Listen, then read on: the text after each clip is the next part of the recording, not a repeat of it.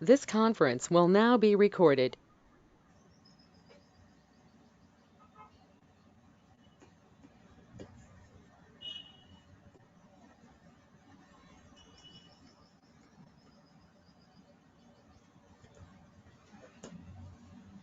Good afternoon, participants. Welcome to today's second session. Topic, Teachers' Education in NEP 2020, New Vistas and Challenges. Dr. A. John Lawrence, sir, Assistant Professor of English, St. Xavier's College of Education, Tirunelveli, Tamil Nadu. I would like to invite Dr. Mrs. G. Indrani Ma'am, Dean of Academic Affairs, Associate Professor, Head and Department of Zoology, EMG Yadava Women's College, to welcome our today's resource person. Ma'am, over to you, ma'am.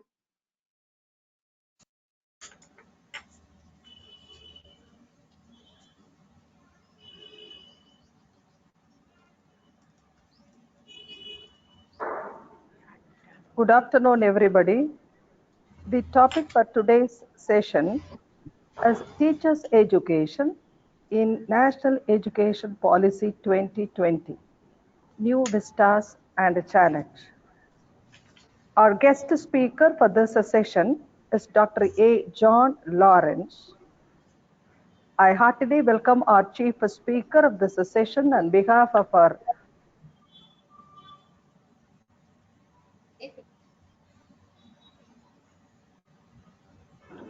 guest of honor is currently working as Associate Professor in English at St. Xavier's College of Education, Palayam Kottai, Tirunelveli.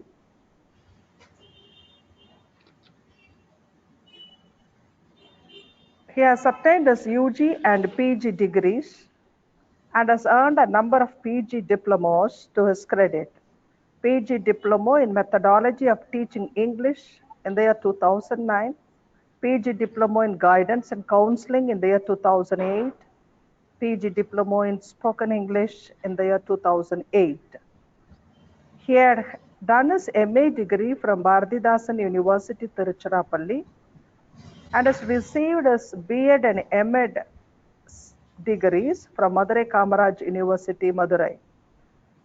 He has done his PhD in education and has also cleared the set in 2016 to his credit, conducted by Mother Teresa Women's University, Kodaikanal. In the year 2014, he was awarded the Best Teacher Award by Sri Vidyodaya Educational Trust. He has also acted as principal investigator in 2019 in the research project titled Integrating Subject Content Learning and Language Learning to Develop Communicative Skill in English among 9th standard students through Content and Language Integrated Learning, abbreviated as CLIL approach. His contribution to the field of English has been strengthened by his 5 research papers in various journals. At this juncture, dear friends, I would like to welcome all our participants who are an integral part of this program, and I humbly request all for your kind cooperation throughout the program and making it a grand success. We welcome you, sir. Thank It's you, over to you. madam. Okay. Thank you, sir. Thank you for your elaborate introduction. I am very happy to be a part of this webinar, and I would like to extend my sincere thanks to the administration, the principal, and the IQAC cell of EMG Yadava Women's College, Madurai. And I feel really proud of being one of the resource persons in this webinar. The topic of my presentation is on teacher education. Okay. Madam, is my screen visible? Okay, I'll share. I'll make it as Yeah. Thank you, sir.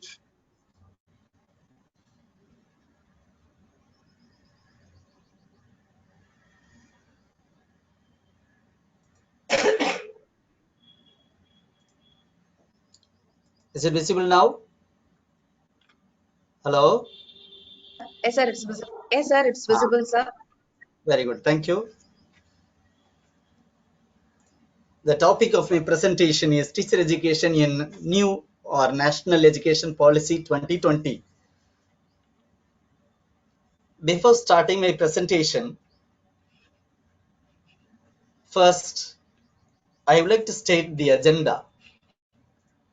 The agenda of this presentation has three parts. The first part is about teacher education in the National Education Policy 2020. The second part is related to the issues in implementing National Education Policy 2020.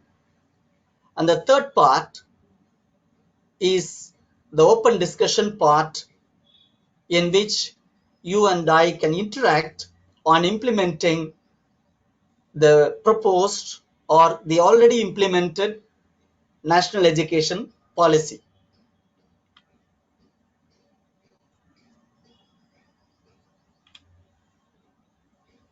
When I was asked by the IKC coordinator to be one of the resource persons, I suggested and I preferred to present the topic related to teacher education. From the other side, there was a right, a valid, and a critical question. So, this new education policy webinar is conducted in our arts college. Why should we include this topic on teacher education? We are not much related to teacher education. So why should we have this topic? Could you suggest some other topic? Then I said, Madam, you are right, madam, but still now you are a pure arts and science college. But when the National Education Policy 2020 is implemented, soon you also will start teacher education program in your arts and science college.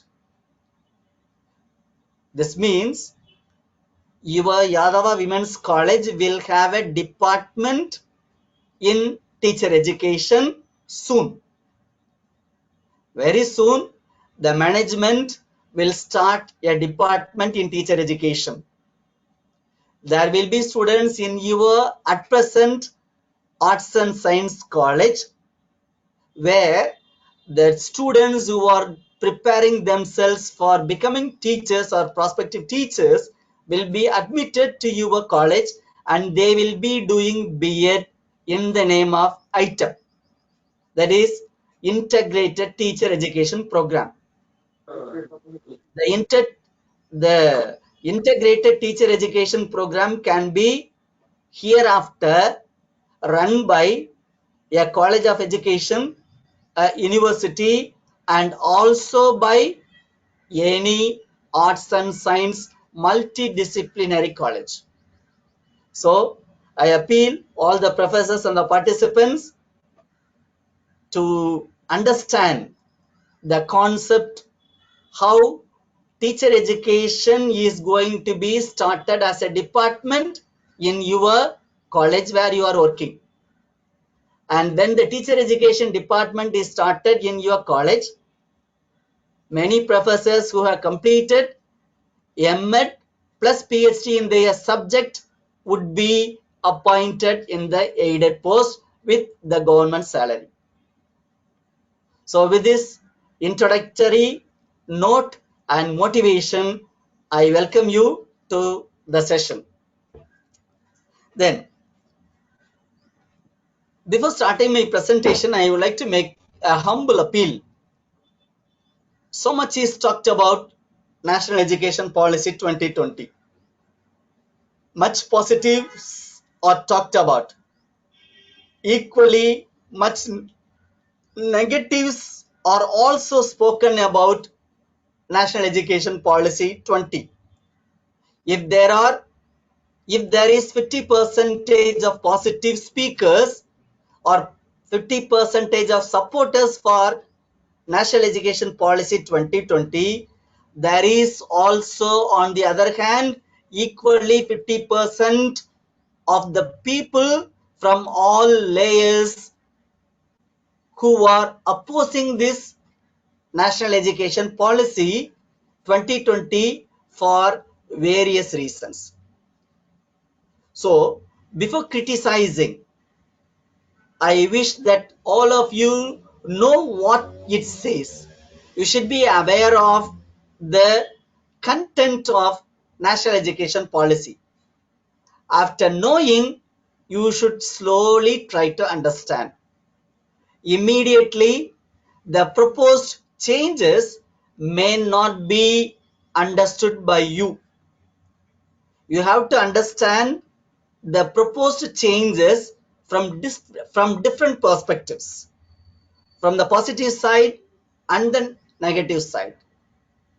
Then, after understanding it, if you find an issue that is not agreeable with you, then you are free and most welcome to positively discuss those issues.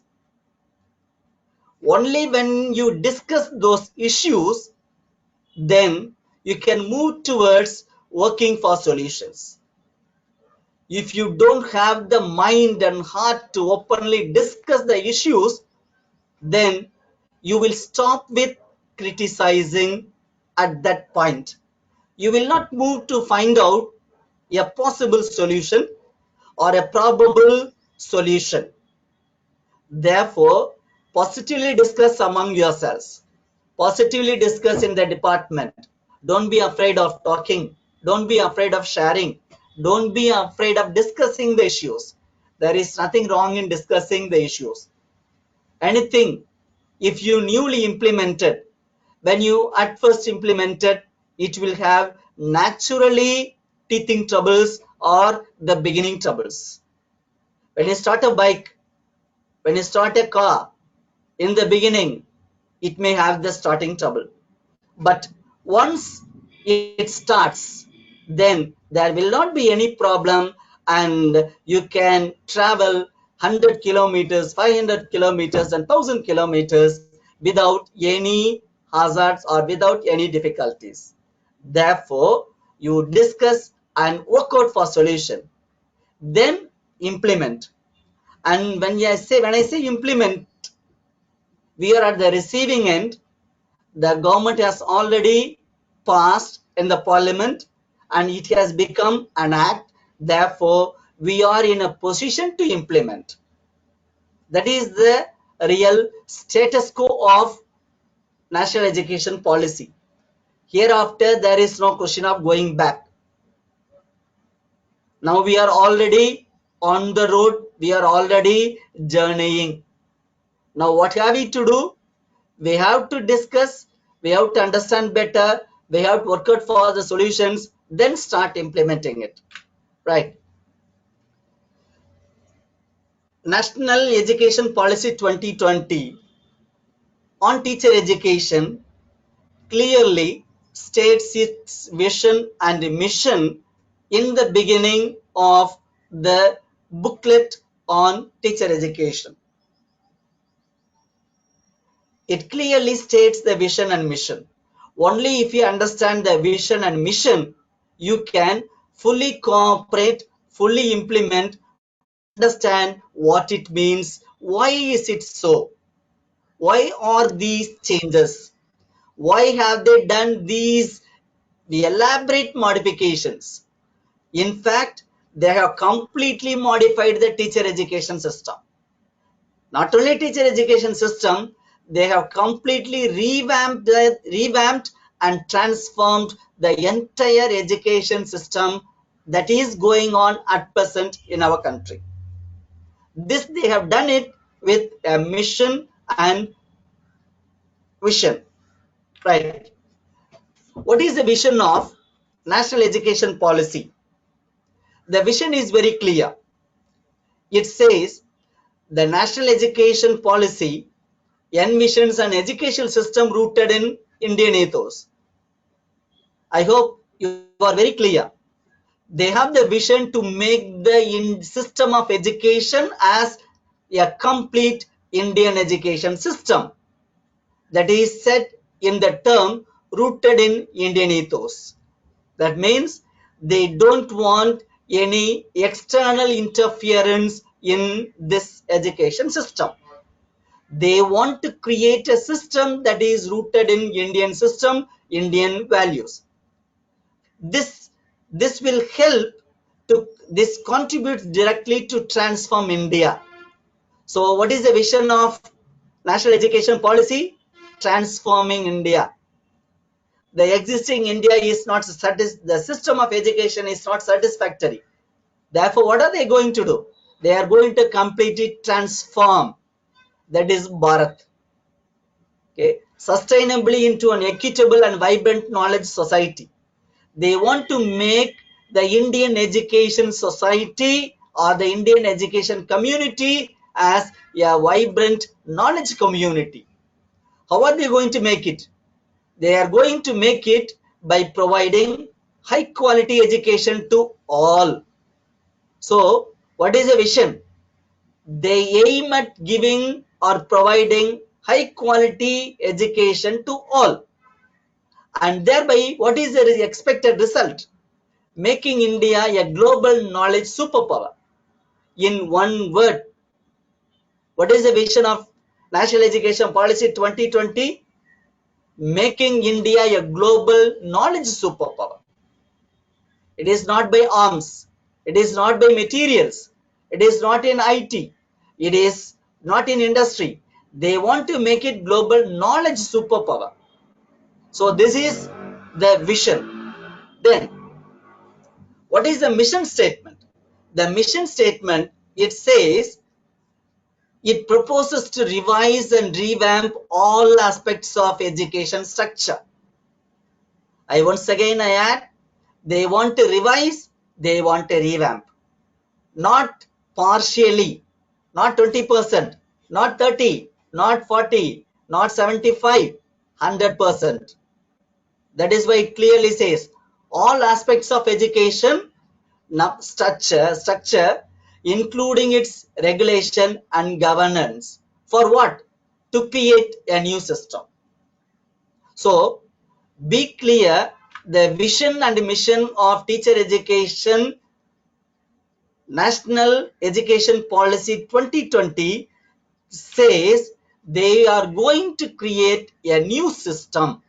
So what does it mean?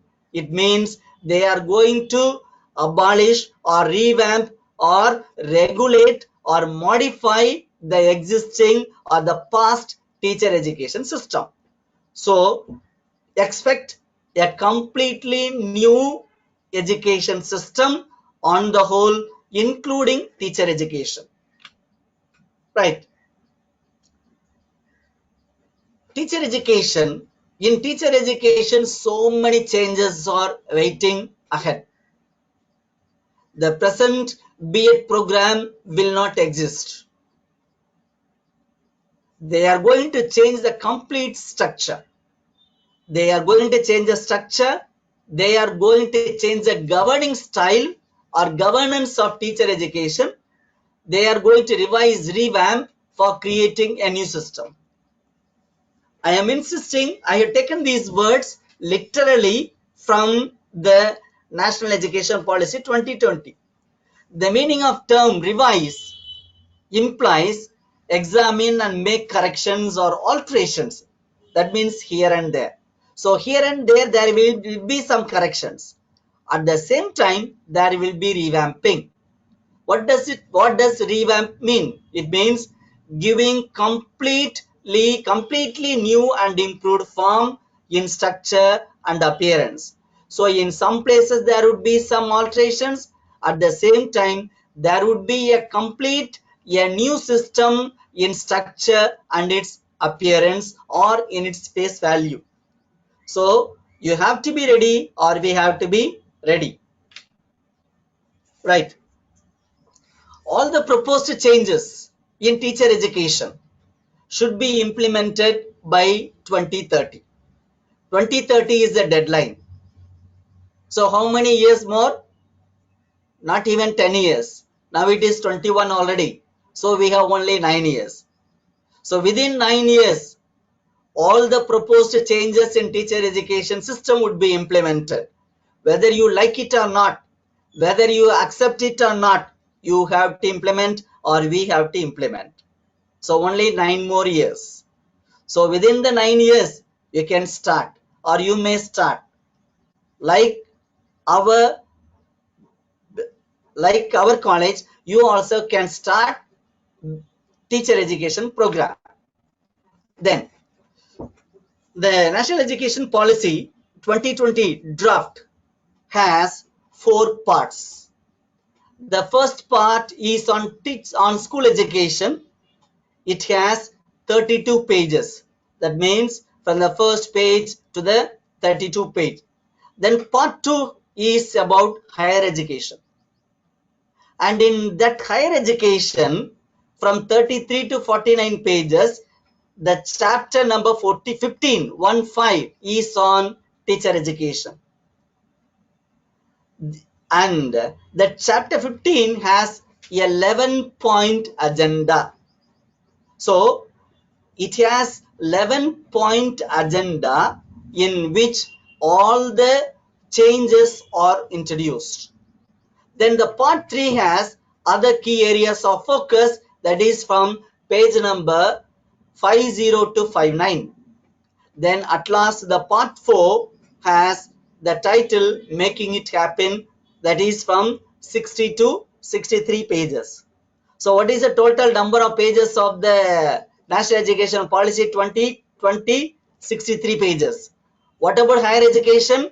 The higher education is from page number 33 to 49, and teacher education is only 2 pages.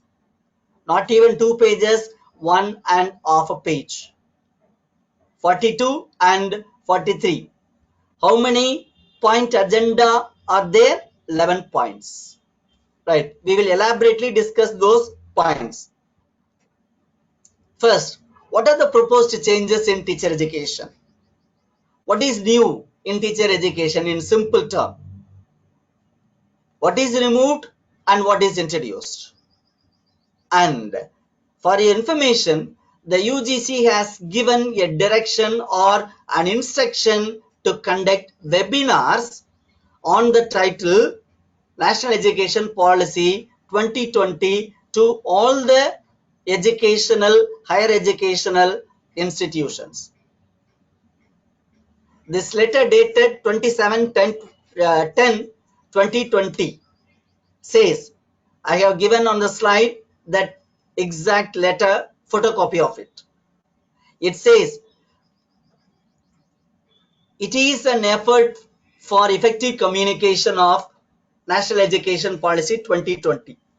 It is encouraging all the higher education institutions, including universities and colleges, to conduct webinars on higher education or webinars on National Education Policy that is newly introduced.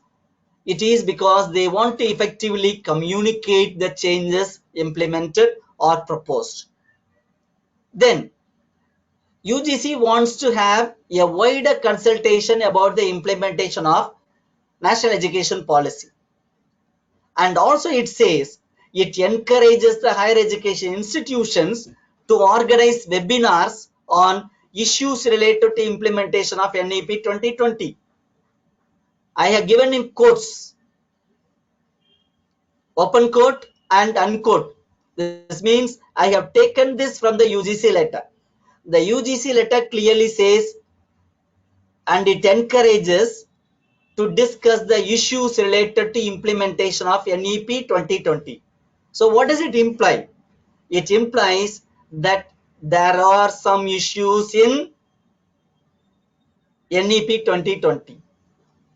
It agrees or it expects or it forecasts or it foresees some issues are there or will be there. So what is the solution? Communicate what is said, then have a consultation, then discuss the issues.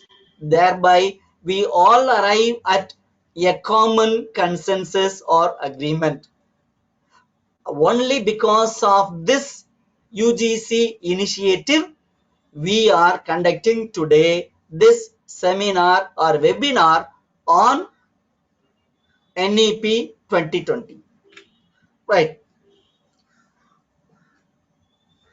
Why teacher education? It says clearly, teacher education is vital for creating a pool of school teachers. So be clear, teacher education is meant only for preparing school teachers. That means this teacher education is not meant for the teachers who are going to teach in colleges.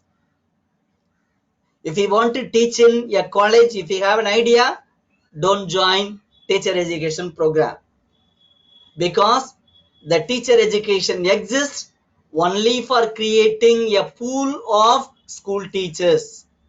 Be clear. Then, teacher education program, this is an activity requiring, according to the new changes, number one, multidisciplinary knowledge inputs. Do you know what is meant by multidisciplinary knowledge inputs? At present, you have monodisciplinary knowledge input. BSc Physics students will not study chemistry. A chemistry student will not study biology. Or botany student will not study zoology. Mathematics student will not study physics. So because it is monodisciplinary education system. But in the future, in the new policy, it is encouraging or it is going to make it multidisciplinary. So teacher education program, in which at present they are studying only about teacher education, will have to study also other major subject papers. So it is going to be multidisciplinary. This is the major change. Then number two, teacher education program requires the formation of values. It is already there. Even now we are giving values to our students.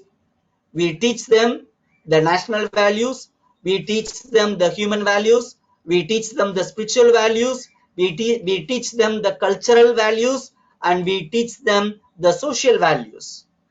That is why teachers are respected and they are exemplary to the society, because during their training days they are taught and they are given formation in values. And number three, it requires the development of practice center under best mentors. That means theoretical teaching, theoretical learning on how to teach alone is not enough. Learning a theory is different. Practicing that theory in ground is different. So teaching practice in schools will be given more importance, and they have to teach under experienced teachers or skillful teachers or the best mentors, so that they train the trainees in a better style. So teacher education must be grounded in Indian values, languages, Indian languages, knowledge, ethos, and traditions. They categorically say, they arbitrarily say, teacher education should be rooted in Indian values, rooted in Indian languages, rooted in Indian knowledge, rooted in Indian ethos and Indian traditions. Then, teacher education candidates should be well versed in education and pedagogy. They should know how to teach, that is methodology. They should study and have a complete knowledge on education. What does it mean? That means the B.Ed student should have the knowledge of educational philosophy, educational psychology, and educational sociology. Apart from that, they should also have a knowledge of educational technology. For anyone who is undergoing B.Ed program or teacher education program, they should have a clear knowledge on this education, that is philosophy, sociology, psychology and technology, plus pedagogy in their subject at present, but extra they have to study in future also a multidisciplinary subject. Then it is said good teachers are costly. It is very expensive to produce a good teacher. The government spends lakhs of rupees, lakh of rupees for producing a good teacher. So many government amount is spent on producing a good doctor. Similarly, teaching is a profession. A teacher is a professional, and government is spending so much money. It is very costly. It is very expensive. But at the same time, bad teachers cost more. If you are producing a bad teacher, the loss that they are going to incur is heavy. They will cause irreparable damage forever and ever till their retirement, throughout their service, till they stop teaching. They are going to spoil the students and the nation. Therefore, at present, there are some institutions, teacher education institutions, that are not up to the quality. I do not know whether you know the issues. Sometimes very sad, or it is very sad or pathetically with a painful feeling, I say, even without going to B.Ed colleges regularly, some, not all, some can get B.Ed degree, because there are some bad institutions or the worst institutions. So what the NEP 2020 is going to do? How is it going to solve this problem? They are going to close down all teacher education institutions that is not up to the quality. This is the point. They are going to close down the all fake and duplicate and irregular and very poor quality teacher education colleges.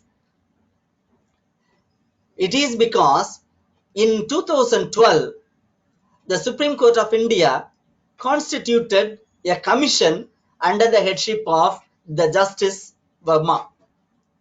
And the Justice Verma Commission gave a report. A majority of standalone teacher education institutions, over 10,000 in number, are selling degrees. I hope you are teachers. Most of them are teachers. You hope what does it mean by selling degrees? That means you go and give 1 lakh or 2 lakhs or 5 lakhs, you will get a B.Ed degree without doing B.Ed. I don't say. Don't misunderstand me. Don't blame me. I am not telling this. Verma Commission in 2012 has said. And this is once again repeatedly said in NEP 2020. So, what is the NEP 2020 going to do? It is going to establish a regulatory system that has the power, that is empowered to take stringent, read the adjective, stringent, urgent, and number 2 adjective, number 3rd adjective, radical action. Stringent, urgent and radical action against whom? Against these substandard, that is the institutions that are not maintaining the quality in teacher education. They are going to be closed because they are selling degrees. Why are they going to close?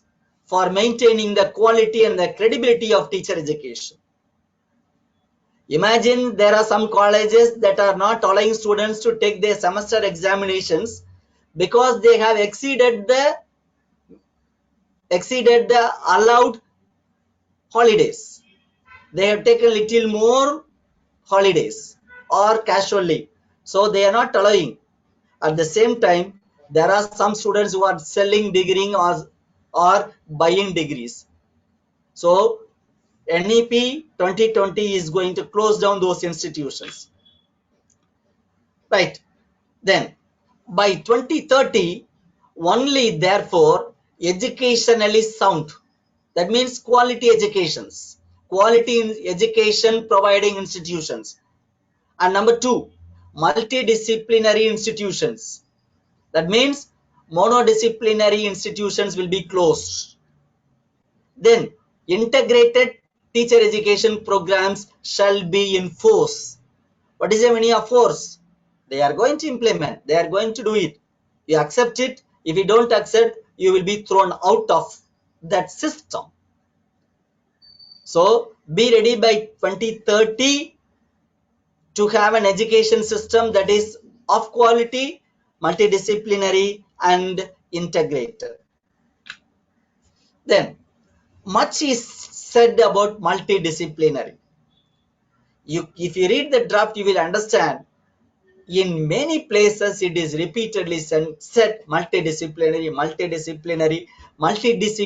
input for the teacher trainees, multidisciplinary evaluation system, multidisciplinary universities, multidisciplinary colleges, multidisciplinary higher education institutions, multidisciplinary inputs and composite multidisciplinary institutions.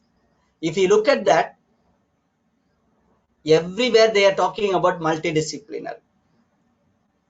That means monodisciplinary degrees will not be hereafter, will not be there. You come to education saying I want to do B.Ed, no pure B.Ed. You have to do one more subject or two more subjects. It is going to be multidisciplinary. Then this NEP 2020 requires collaboration with other departments because it wants to make it multidisciplinary.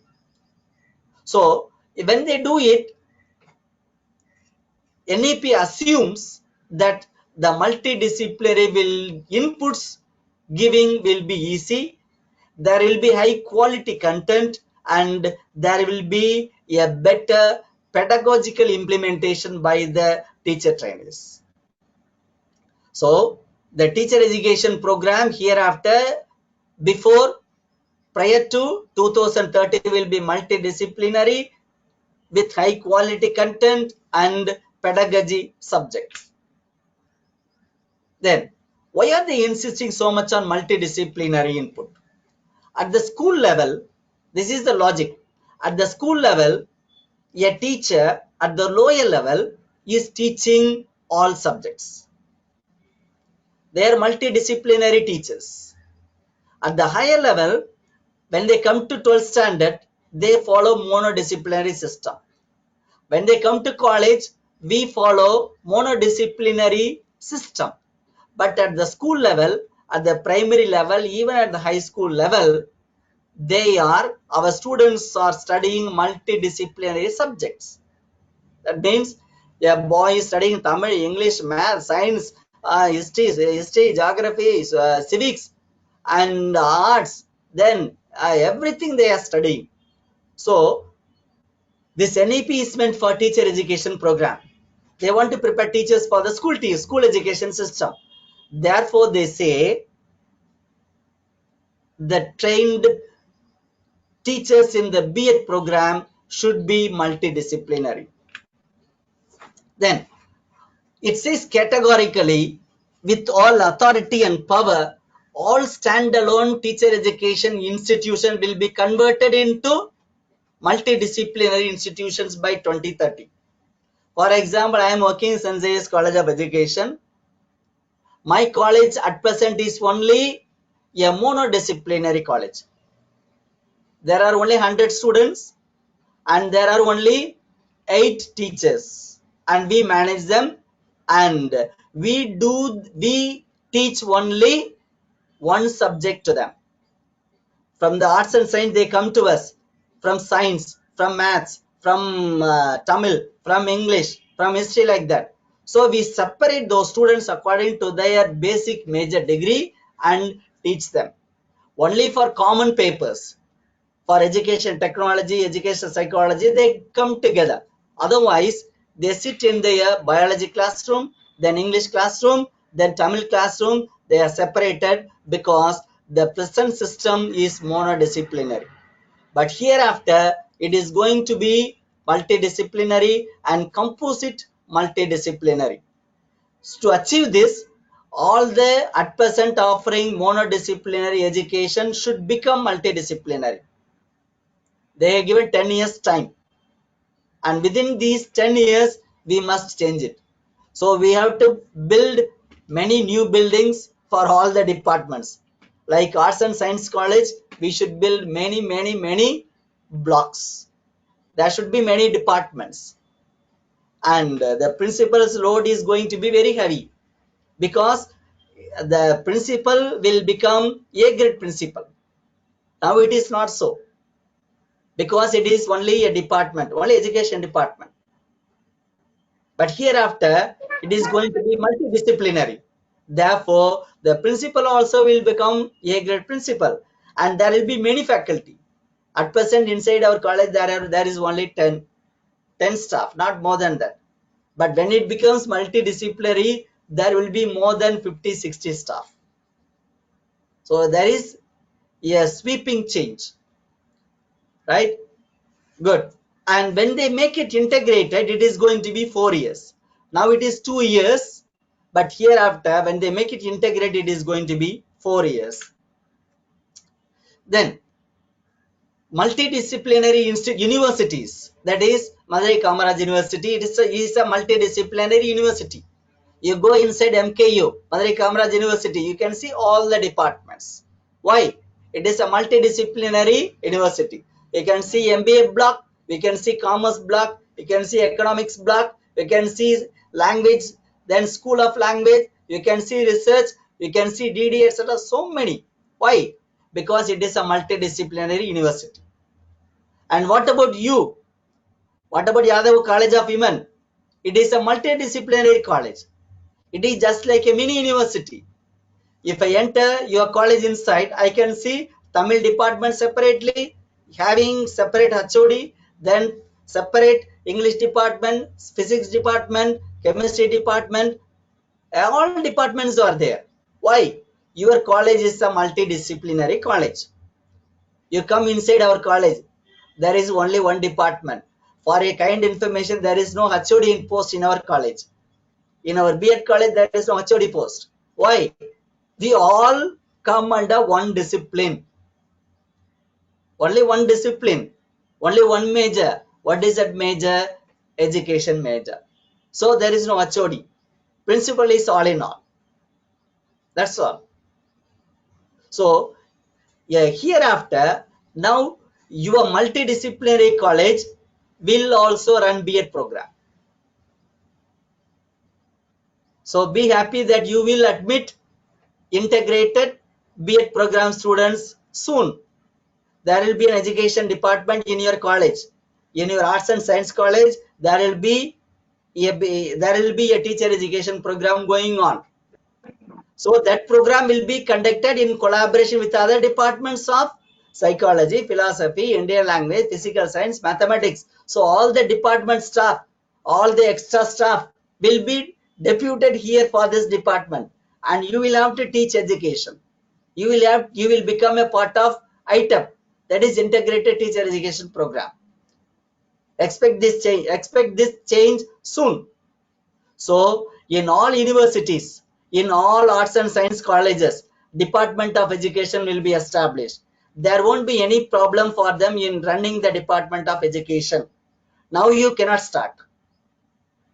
Now you cannot start, because there is separate university, Tamil Nadu Teacher Education University, and if you want to start a department in teacher education for B.Ed, then you have to get affiliation from Tamil Nadu Teacher Education University. If you get an affiliation there, then Madurai Kamaraj University will cancel its affiliation. But in future, it will not be. You can run Department of Education, Integrated Teacher Education Program using this multidisciplinary procedure or guidelines. right? And hereafter, there will be 4-year B.Ed integrated program. At the same time, there will be 2-year B.Ed program. At present, the 2-year program is there. After BA, you come to our college. You study 2-year B.Ed, then you become a teacher. That system also will continue to exist. And there will be 1-year B.Ed program also. Before, now it is 2 years. Before 5 years, it was only 1-year B.Ed. So that program also will be there. And apart from that, there will be certificate course for special education. Special education program or certificate is valid for teaching in the special education schools. So there are different types of programs, B.Ed programs hereafter according to National Education Policy 2020. Okay, so minimum qualification for becoming a teacher hereafter is not 2-year B.Ed program but 4-year integrated B.Ed course. It is going to be integrated, and this integrated B.Ed program will be a dual degree. Do you know what is a dual degree program? Now you are studying in single major degree program. You become a graduate in Tamil, stop. You become a science graduate, maybe physics graduate, stop. That's all. No more you can do. But hereafter you will get a dual major degree. One is in education and another one is in the chosen subject, maybe history or music or mathematics, computer science, chemistry, economics, arts, physical education. You can study any one of this content subject. You will get 2 degrees. It is just like doing BA English for 3 years and BSc Physics for 3 years, 6 years. So 2 degrees. Similarly, by doing it for 4 years, you will get 2 degrees. One in education and one in another content subject. Right. Then, this 2-year B.Ed program, who will study in the 4-year B.Ed program? Who will join? Immediately after +2. There will be a common entrance examination conducted by National Testing Agency. Like for medicine, for MBBS, we have NEET. Like that, for B.Ed also there will be a common examination. So after 12th standard, students can write that exam. They can directly join 4-year BA education program, integrated B.Ed.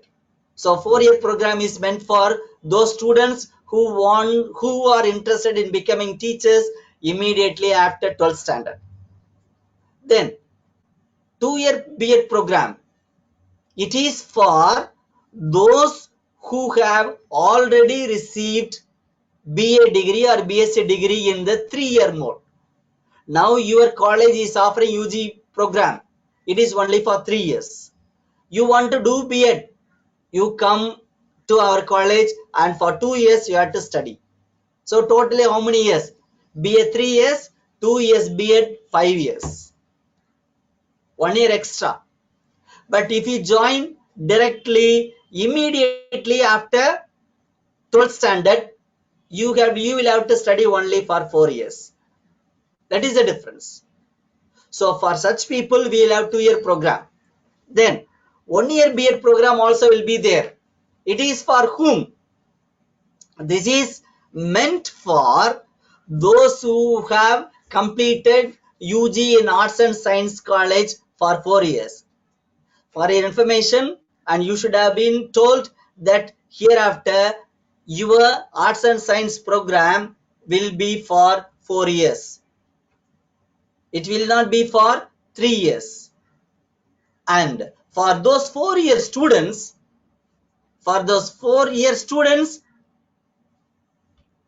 1-year B.Ed program. 1-year B.Ed program.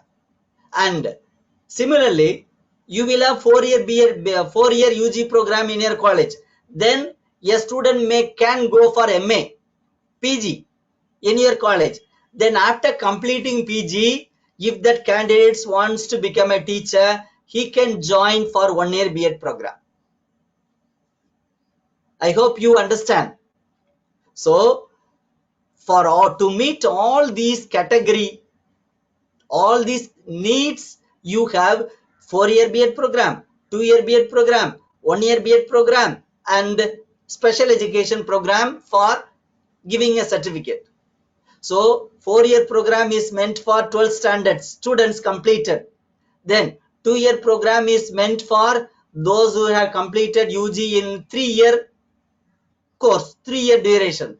1-year B.Ed program is meant for those who have completed UG for 4 years and for those who have completed MA. And certificate, anyone can join. Whether you study in 4-year or 2-year, 1-year B.Ed, if you are interested, you can do an extra certificate course and become a special education school teacher. Right? So this is the diagram. I have taken this from the National Education Policy 2020. So it has 4-year integrated B.Ed program, 2-year B.Ed program, 1-year B.Ed program for different sets of students. By 2030, all will become multidisciplinary and all teacher education institutions or the Department of Education in Arts and Science will have 4-year integrated B.Ed, 2-year integrated B.Ed, 1-year B.Ed. As you like, you can start. Plus certificate course. 4 courses you can start. It depends on your facility. It depends on your interest. For that, you need more number of staff, more good infrastructure with extension lab, then all facility, etc., etc. Clear? And apart from that, in some places, in some cases, for some states, there will be a blended B.Ed program. What is meant by blended B.Ed program? That is, partially they will be attending the B.Ed teacher education program in the regular physical mode, and partially they will be trained in ODL mode, online distance learning mode, in remote, without any facility, geographically excluded places. This blended teacher education program also will be run. Then, so this certificate course is meant for training the teachers who are interested in teaching the handicapped or special education, whether it is mentally retarded or physically retarded or any disabled child. And this will be offered in collaboration with NCTA and RCI. Then the National Education Policy says it is interested in attracting the outstanding candidates. Many candidates are becoming or joining in our B.Ed college because they do not know what to do after doing BA. After completing BSc, computer science or engineering, they do not know what to do. Especially girls. Just for escaping from getting married, they come to our college. And they are not at all interested in studies. They openly say to us, sir, we are not interested, sir, because of compulsion. We are doing B.Ed. I am doing B.Ed. If I am not doing B.Ed, my parents would have already given me in the marriage, sir. So I am doing B.Ed. That's all. They openly say. So what is the problem? They have less motivation. They are not interested in becoming teachers. I asked the last week, how many of you are not becoming teachers after completing B.Ed? To my shock and surprise, around 6 candidates out of 25 in my class raised their hands. So they know that they are not going to become teachers, but still they are wasting 2 years in the B.Ed program. Why? We do not know. There is so much for time pass, or to escape from marriage, or maybe just to have a degree, or they do not know what to do, therefore they are joining. As a result, the student incoming quality is very less or very low. That is a problem. So to solve this problem, to attract the best and the talented teachers, it is going to have entrance examination, and apart from that, it is going to give meritorious scholarships. That means all those students who score high in the entrance examination for B.Ed, and those who have high scores will be given scholarships. They need not pay money. Government is going to give heavy scholarship, a very good amount they are going to give, because they want to attract the talented individuals for teaching profession. All the talented students go for medicine. They want to become doctor. Then they want to become engineers. Then they want to become chartered accountants. Then finally, those who are at the average level, they want to become teachers. So this will be changed. So it is going to have entrance examination, and it is going to offer merit scholarships. Then admission for B.Ed program will be hereafter not as you like. You cannot join as you like. You come and get an application in our college. Okay, we select immediately. We sent a letter. You are admitted. Go and pay 40,000 in the bank, State Bank of India. Then come with a slip. Then immediately admitted now. Hereafter, it is not like that. It is not possible. You have to write NTA conducted entrance examination. Whether you want to do 1 year B.Ed, 2 year B.Ed, 4 year B.Ed, not at all an issue. You want to do B.Ed, go and write the examination. This is just like this. You want to join MBBS, go and write the examination, NEET exam. Similarly, you want to do B.Ed, go and write the exam and come back. We will select on the basis of merit. So, admission to pre-service teacher education program is completely only based on entrance examination marks, and that is conducted at the national level. One question paper for the whole country. One day, whole country will write the examination. So get ready for it. Then NEP 2020 is going to give going to train and produce master instructors. Who are the master instructors? And as you know, the school education is going to be vocational. Immediately after completing the primary school, after 5th standard, it is going to be vocational. That means in 6th standard onwards, on the early stage onwards, they can choose for their vocation they would like to become. So in the schools, there is a demand for teachers or instructors to teach them music, agriculture, business, sports, carpentry, all vocational crafts, all vocation programs. Everything is going to be taught for the school students. At present, after 10th standard, they will join ITI. They will join Polytechnic. After 12th standard, they will join. Then they choose vocational courses. Hereafter, at the school level, it is introduced.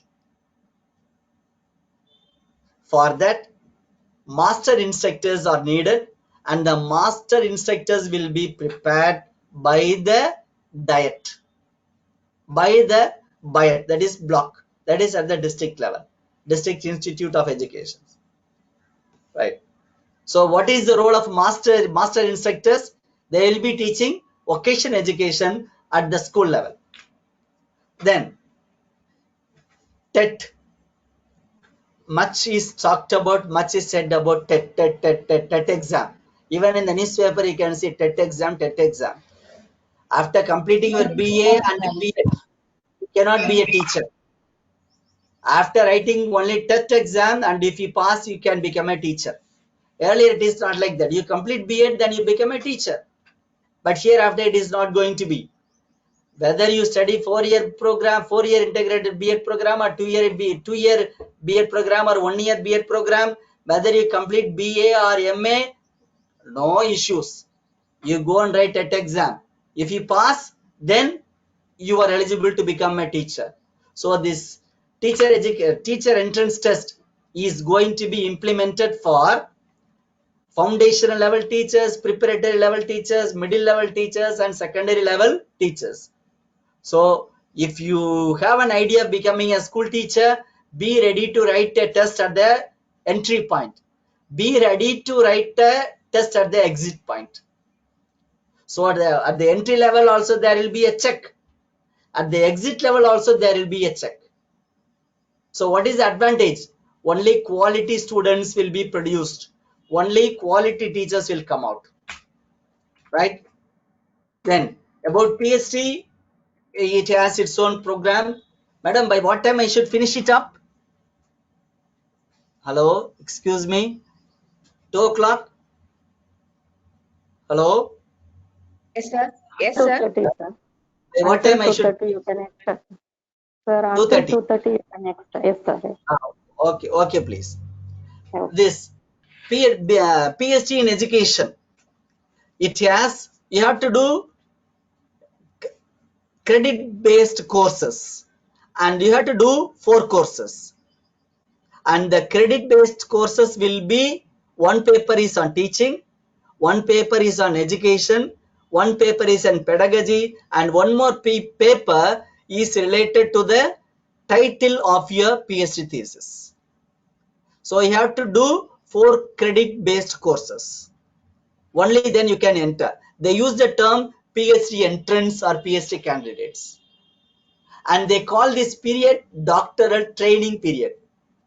And then after completing that period, you have to become a research scholar. And it says they are the future faculty. So they will be used. PhD scholars will be used. They are using the term exposed. I am using the word used. They will be exposed to pedagogical practices, designing curriculum, evaluation system, and communications. So PhD scholars will be involved in paper correction. PhD scholars will be involved in designing the syllabus. They will be involved in setting the question papers, etc. So all school works will be undertaken also by the research scholars in future. Then they have one more term, PhD students. Do you know who are they? They are called teaching assistants. PhD students are called teaching assistants. The tenure is called teaching assistantship. That means they will have to go to school and teach for the minimum fixed time or fixed hours. They have to involve themselves in actual teaching. And they have to do all the school works. And to implement this, the universities will be modified to suit this system. So PhD duration or stages will be: number 1, PhD entrants or PhD candidates; number 2, level PhD or research scholars; number 3, PhD students. Only then they will submit their thesis and become a doctor. Right. Then what about orientation and refresher courses? And for teachers, once in 5 years, it is mandatory that they should complete one refresher course. And in the first appointment of the first 5 years, they have to complete one orientation course. And these orientation and refresher courses will be given by the existing academic staff colleges. At the same time, hereafter, orientation and refresher courses will also be conducted in online tech platforms. That is, in Swayam and Diksha, these programs will be offered. So if you are interested, you can go and stay for 21 days and come back. Or else, if you are not able to go and attend this refresher program or orientation, be there at your home. You attend it in online, Swayam or Diksha, then complete it. It is valid. Then they are going to introduce a new system called National Mission for Mentoring. They are going to establish a new body those teachers, those professors who are at the stage of retirement, please listen, or please pay attention. And who are going to be inducted in this program? The teachers or the professors who are very, very senior, outstanding senior, or the retired faculty. After retirement, 58 or 59 or 60, we are expecting 60 soon. After 60, you can become or you can join in National Mission for Mentoring. Only retired teachers and professors are eligible. But you should have a good record, academic record. And what is a job? What is their qualification? What is the expected demand? They should have the ability to teach Indian languages. It means they are going to implement 3-language formula soon. So they are going to use these retired teachers for teaching the languages. Special teachers will not be appointed, or full-time teachers will not be appointed. The teachers, retired teachers and the extraordinary talented teachers will join and they will be teaching. And what is a job? They should be willing to provide short-term and long-term mentoring or professional support to university and college teachers. They have to train the teachers. They have to train the teachers and professors under the umbrella of National Mission for Mentoring. Then, I said in the beginning, the national education policy is going to change completely the governance style. The administration style is going to be changed. At present, we come under NCTE, Bangalore. Now, hereafter, nothing doing. They are going to change it. How? NCTE, National Council for Teacher Education, that is going to be abolished. Instead, they are going to establish a new body. What is the name of that body? Professional Standard Setting Body. They call PSSB. Then, under that there is a body called Gender Education Council. So, our இப்பயும் offline தான் வருது. Okay. கேக்குதா? Hello. Good afternoon, sir. Yes, please. Good afternoon, sir. Sudhakar sir. Sudhakar sir. Yes, sir, you are visible, sir. Yes, sir. People audible. What session is going on, sir? Yes, sir. Yes, You are please. audible, Okay. sir. Not audible. Thank you. Thanks. Sorry for the disturbance, sir. Yes, please. Dr. John, sir. Yes, please. Yes, please. Please. Sorry for the Screen disturbance. set பண்ணிக்கிறேன். Another resource yeah. person is coming inside, sir. Okay, okay. Then I'll wind up within 5 No, minutes. sir. No need. Ah, Yes, sir. Still, you can finish until 2:30, sir. After that, you can finish this. okay, okay. Sudhakar has எனக்கு ஒரு joined. நிமிஷம் இந்த screen sharing எனக்கு ஒண்ணு கொடுங்க, எனக்கு சரியா இருக்கான்னு பாத்துக்குவோம். Sir, John sir finish பண்ணதுக்கு அப்புறம் I'll share you, sir. Dr. John sir finish Okay. because he is a presenter now. When I cut that means Okay. it will confuse for John sir. After that, we'll have it, sir. Before starting your session, definitely I'll make you as a presenter and we can check it, sir. Okay, okay. 2:30, sir. சரி. Okay, then I'll finish. Okay. I'll finish it fast. Okay, good. So this is the governance system. The highest body is hereafter not UGC. Hereafter it is NHERC, National Higher Education Regulatory Council. Then under that they have GCE, General Education Council. Under that they have PSSB, Professional Standard Setting Body. Then under that Teacher Education Institutions. So this is the governing system. Then what about the curriculum? For 4-year B.Ed program, for 2-year B.Ed program, for 1-year B.Ed program, the syllabus preparation or curriculum preparation is already going on.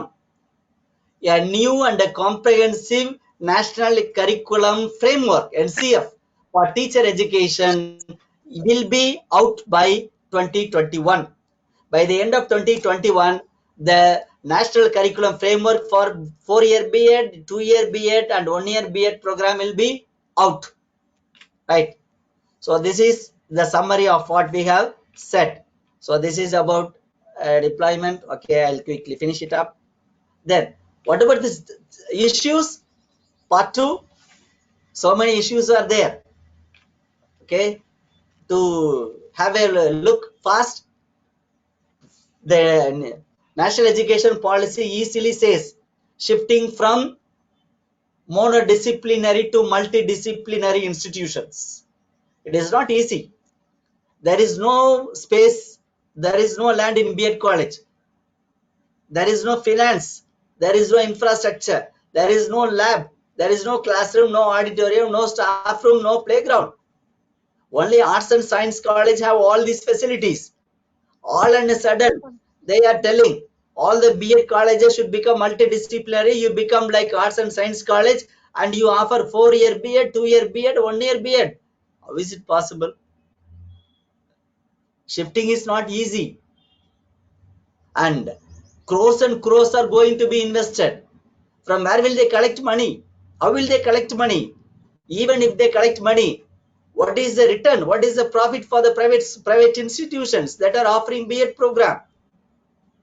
So many institutions will wind up the program. This is a major challenge.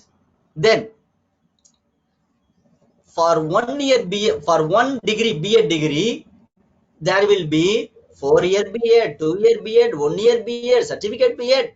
My God, running 1-year B.Ed was the best without any confusion. Now 2-year B.Ed, there are some confusions. And now it is going to be year after 4-year, 2-year, 1-year. How are we going to manage? One department we can run one integrated course, okay. How to run 4-year integrated, 2-year, BA, 1-year, etc. It is going to be really a hell. The principal will suffer a lot. Where will they go for staff? What is the timetable? Where is the building? And how many students will join? How long? Will we get students? At present, many private colleges are not getting students. For 100 students, they have only 40 or 50. The rest seats are empty. If they introduce all these, how will you get student? And students can come join only after entrance examination like NEET. Will they pass? They have to wait and see. The issue is there. Then nothing is said about in MEd and MPhil course. Probably it should wind up, but it is not categorically or openly doesn't say. About MPhil, it is completely left. Not even a single word is there MPhil in education in this NEP. Then NEP, with a sense of little pain, as I am an English teacher, I say nothing is said about English language development. They say Indian language. What about English? Is it a foreign language? I do not know. And many students are doing their higher education, whether 4-year or 2-year or 1-year, whether BA or BSc or BCom or MCom, all are doing their studies only in English. So something should be done to improve the English standard. If there is no English, there is no job. But nothing is said about it. Earlier commissions have said the English language skills should be strengthened among the teacher trainees. That was the earlier report. Now nothing is said. So this is a challenge, right? Then it is very easy, it is very nice to hear merit-based scholarship. It looks fine. But what about the weaker section of the people? India is a society that has all sections of people. There are people who are begging on the street. How are they going to have their school education if the government is giving only merit-based scholarship? Can they become, or can they enter inside the college if it is only merit-based scholarship? Are they going to abolish the existing scholarship for the weaker communities? It is a big challenge. We do not know what is the government doing. What are we going to? We have to wait and see. Then everything is centralized. The state has no role in teacher education system.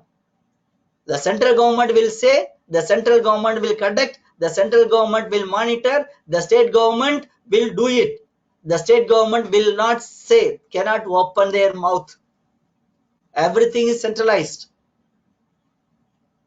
So then what is the role of the state?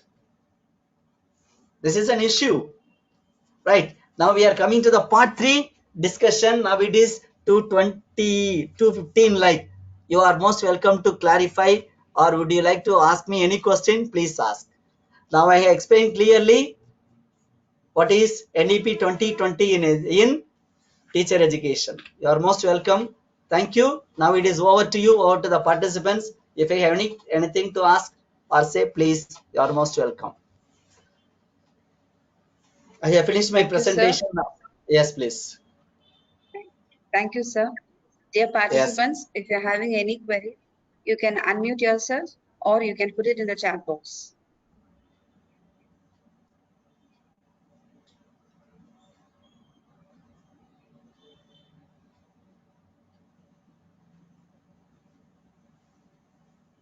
Sir, Yes, please. sir, shall I make Dr. Sudhagar sir as a presenter, sir? Yes. So shall I stop sharing? Shall I wind up my session if there are no questions? Shall we wait for 2 minutes, sir? If there is any questions, we can have Okay. it, sir. Okay. Okay. I am ready to wait. Sir, there is one query. Shall I Yes, ask? please. Yes. There are 3 language studies recommended in according to the academy. Okay. That is 3 I language formula is the policy of the central government. Okay. All right. as state government and central government are concurrent in the education, I think. Am I correct, sir? Yes. Part 1 is Tamil, part 2 English, and part 3 is other language. Shall I correct, sir? As it can be mentioned just like that. It is not other language. I strictly speak according to the constitution. That is Indian languages. Other languages, I mean Indian language. Or any one of the European languages, like that. It is European. Okay, sir. There is not any specific thing to mention that part 2 English is there, so that they may omit. Am I correct, sir? I am not getting it. One is mother Sir, tongue, another one is one English, is mother. other one is any one of the Indian languages. You can choose. Any one of the Indian languages. But So it there is. are It should be there are in the previous NEPs. There will be mentioning about English, but it can be understood that 3 languages in part 1 Tamil, part 2 English, and part 3 is an Indian language. Shall I understand? Shall we understand like that way? Take it like we that have way. the 3 language formula is an issue for the central government and state government, and it Okay, is sir. not so easy to have a concurrence Okay, because it sir. is a political force, and there is so many politics behind it. So we have Okay. to wait and see till it is implemented. Until I'm. then, we cannot make any assumption. Please wait, see Uh, how they are uh, going to implement. I am also an English educator, sir. Okay, you are very good. Welcome, madam. But Thank you. categorically, we cannot Uh, say or come to a conclusion conclusively. uh, We have yes, to sir. wait and 3 language formula is only at the policy level or at the Uh, draft level. It okay, has sir. many oppositions and problems. Okay. We will wait and see, madam. Thank you. Thank you, sir, for your nice explanation. We'll wait and see. It is an issue there, but I don't want to open it in the public. We have to wait and see. It is a politics. Right. Thank you. Thank you, sir. Thank you. Dear participants, any questions?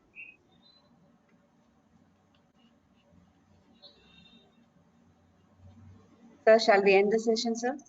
Yes, please. Thank you so much. Thank you, dear organizers, respected IKAC department, cell, all the staff, organizer, and all the participants. I extend my sincere thanks. I have done my best. I hope I have explained well. You have enjoyed. Wish you all the best. Have a nice time. Enjoy. Bye bye. See you. Thank you so much. Thank you. Bye. Sir, I would like to invite Dr. Ramya ma'am to give thanks to the second session of the topic teachers in NEP 2020. Over to you, ma'am. Thank you so much, ma'am. So it's time to be grateful and to say thank you. So at the outset, I thank the Almighty abundantly for making this session as remarkable as expected. So we are absolutely glad and honored for having listened to Dr. John Lawrence's significant deliverance of such an informative discourse on teacher education in the NEP 2020 and how you insisted us to know and be aware of and discuss the issues related to the implementation of NEP 2020. Thank you so much, sir. So we as the Millennium Teachers for the Digital Natives are looking eagerly forward to being a potential part of this National Education Policy 2020, as all the information given by you kindles our learning and teaching sparks, sir. So your speech was like a spell that even minute itsy-bitsy details were presented to us with much care and concern. So thank you so much for having spent your treasured time with us, sir, and we feel honored. Thank you so much, sir.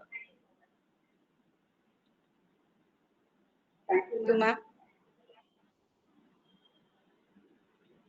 So now we are going to have a third session.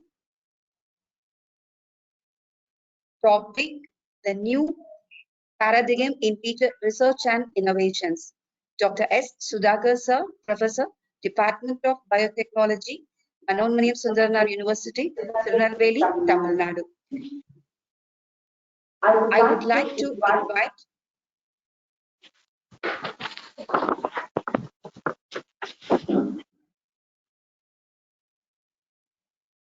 Sorry for the inconvenience. I would like to invite Dr. Mrs. P. Vidya ma'am, Assistant Professor, Head and Department of Mathematics, EMT Adaba Women's College, to welcome and introduce Dr. S. Sudhakar, sir. Ma'am, over to you.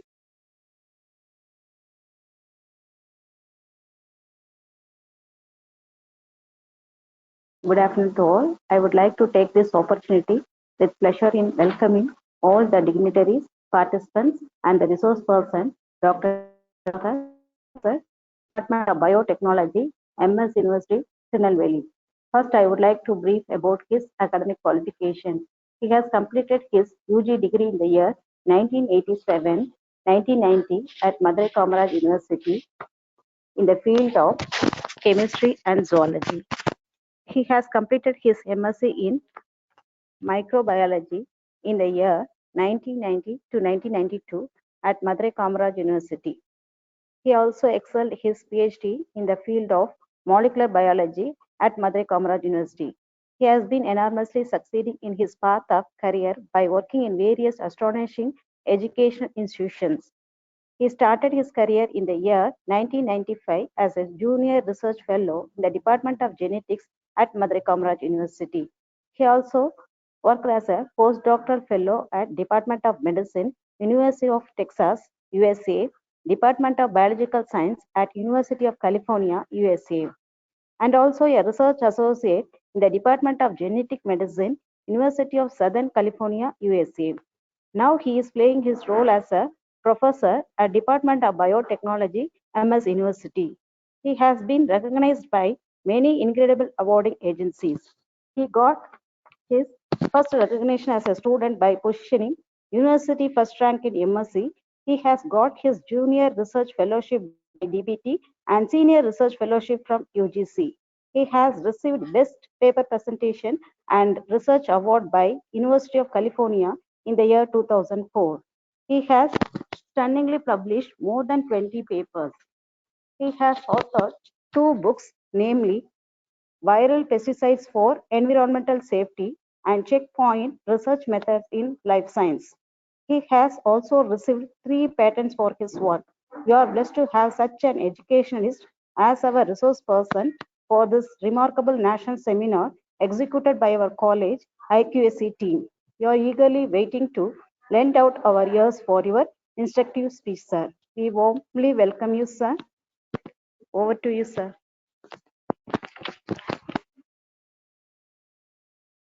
Thank you, ma'am. Sir, your screen is visible, sir. Sir?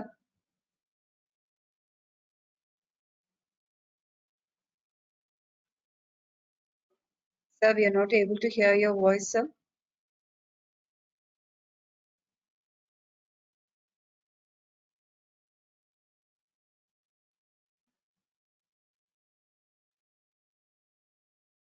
Excuse me, sir.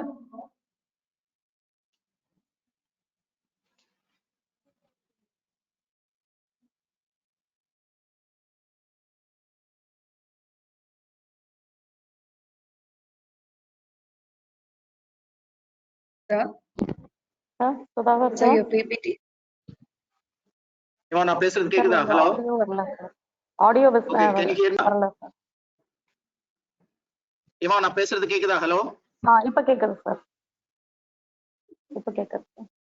Okay. அவன் நான் பேசுறது கேக்குதா? கேக்குது sir. You can proceed now sir.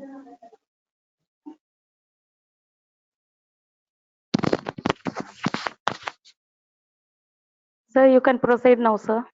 Okay okay. சரி, இப்போ இதுல யாரும் தமிழ் தெரியாத ஆட்கள் இருக்காங்களா?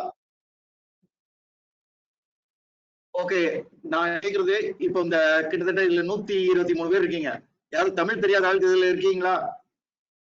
Yes, sir. Yes, sir. Yes, sir. There is other state members also here, sir, from UP, Karnataka. Hello. Yes, sir. There are other state members also here, sir. இதுல From Uttar யாராவது Tamil Pradesh. தெரியாத 123 பேர் இருக்கீங்க. Yes, sir. Okay, இருக்காங்க, sir. Okay okay okay. Yes sir. Other stateல இருந்து வந்திருக்காங்க sir. Participants இருக்காங்க sir. Okay. Thank you so much for generous introduction. Okay. It's okay. Thank you so much for introduction. Now I'm going to talk about the importance of research and innovation. Okay.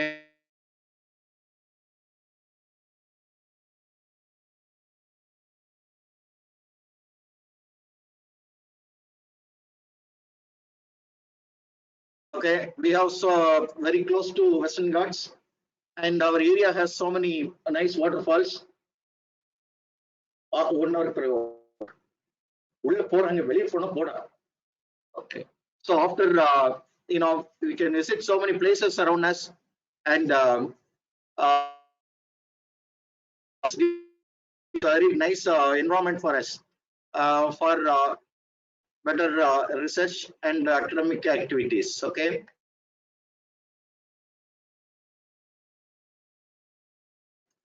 And Sorry so for today's the interruption, sir. talk or the discussion we are going to do is on innovation, patents, and power.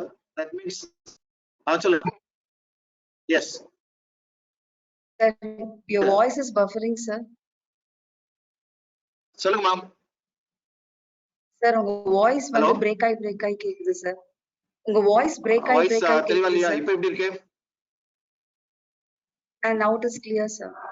Okay, இப்போ எப்படி இருக்கு பாருங்க. இப்போ clear. இப்போ clear-ஆ இருக்கு sir. Yes sir, now it is clear, sir. Video cut பண்ணிருக்கேன். High speed இன்டர்நெட்ல தான் இருக்கேன். ஓகே. வீடியோ கட் பண்ணிருக்கேன். இப்போ பவர் பாயிண்ட் மட்டும் இருக்கு. ஓகே. கிளியரா கேக்குதா? Yes sir. So yes sir. Okay. So இப்போ இங்க பாருங்க. The slide shows Henry Ford. Actually, first the diesel engine was found out, and they used to pump groundwater, and so the engine was not utilized for some other purpose, just to pump the water, and they used at that time. Okay, at that time Henry Ford was a college student doing his undergraduate, and he came to know about the diesel engine. Then he just he fixed the machine in a tricycle, and he made a car. Okay, so that's the first car in the world. So diesel engine was just connected with the tricycle, and steering was developed, and the concept of car was initiated by Ford. and using this innovation, he made a lot of money. And also the world now is enjoying varieties of car. So Henry Ford is one among the best innovator, we can say. This fellow is again, the computer actually was a very big, object like 30, 20, 30 years ago. And microchip and many development came, and at that time, the Bill Gates, he got the idea of generating softwares. So on right time, while he was doing undergraduation, he started his own company. Henry Ford and also Bill Gates, they didn't even complete their education, but they focused on their idea, innovative idea. Okay, and now you know very well about Bill Gates. He has around $51 billion with him. So nice innovative idea. He made a company, and not only him, but also the country developed because of these two fellows. Okay, so they see here the car, the first car, developed by Henry Ford, is almost like our tricycle. Okay, but now see the car much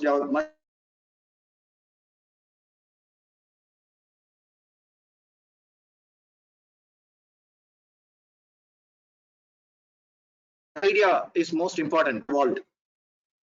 Okay, they give first time because it's a go for it. Okay, and see here, this is one of the best example I can say. You know really well about Coca-Cola tin, and you may have enjoyed the Coca-Cola fluid, but I'm not talking the fluid, but I'm talking about the opener, a simple device which helps to pack variety of Coca-Cola, Pepsi, coconut water, beer, and so many other fluids is packed using this technology.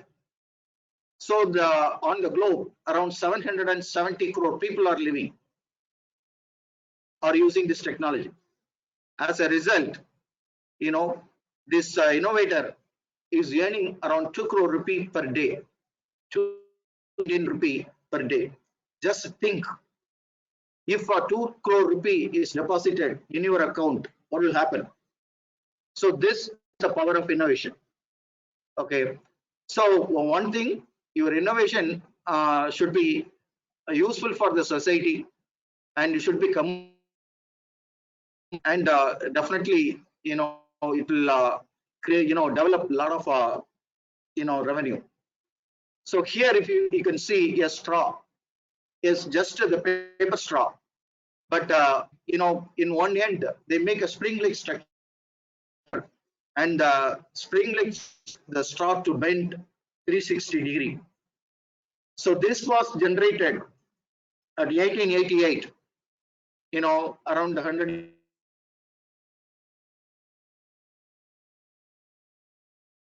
years before. The person at that time earned per day lakh of rupees, because as Coca now, the tin as a tin now, at that time, this is a very best innovation, the straw, straw. So people around the world, we have all the people, they used it. So the innovator gained a lot of money.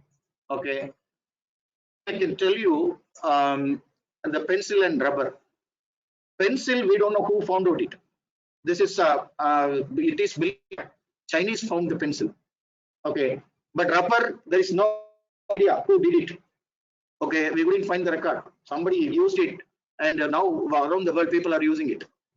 Okay, but the person who connect these two, a rubber is connected with the pencil, is a patented product. The person earned a lot of money.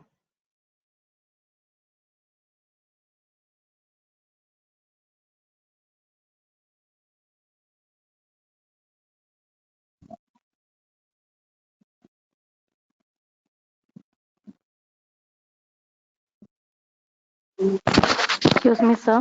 Your voice is not audible, sir. Excuse me, sir. Sudhakar, sir.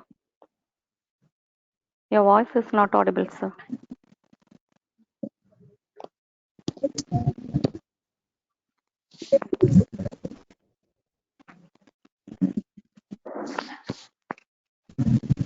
Sir? Sudhakar, sir?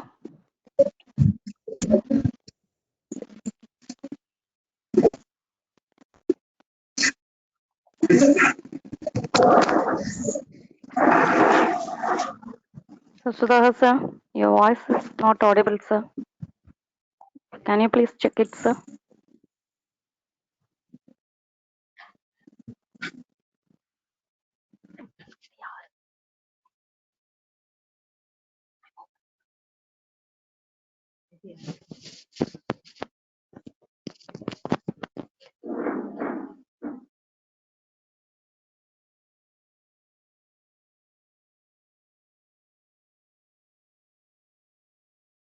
Sir, Dr. Sudhakar, sir. Sir, we are not able to hear your voice, sir. Sir,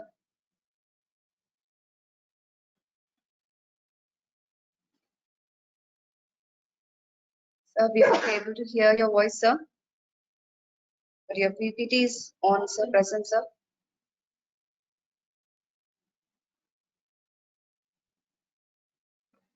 Wait.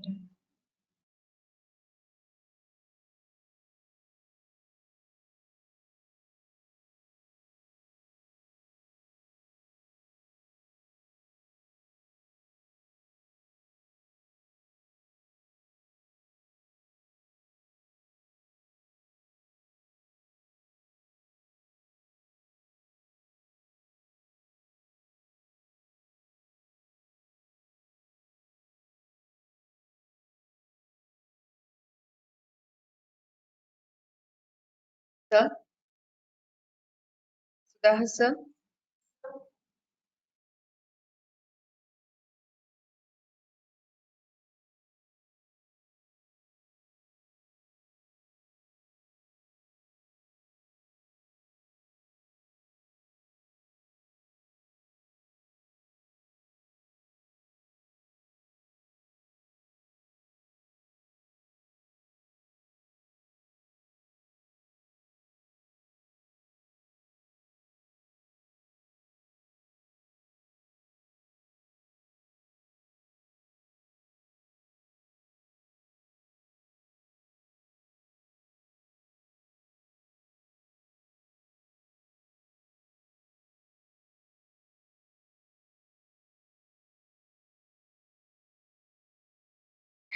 இருக்காங்க ma'am.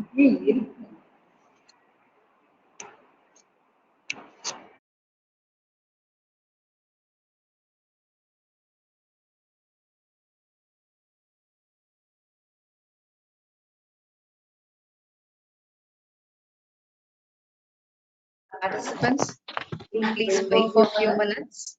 A resource person will join.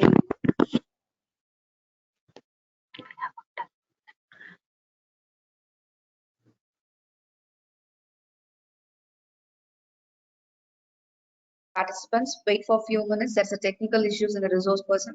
He will join in a few minutes.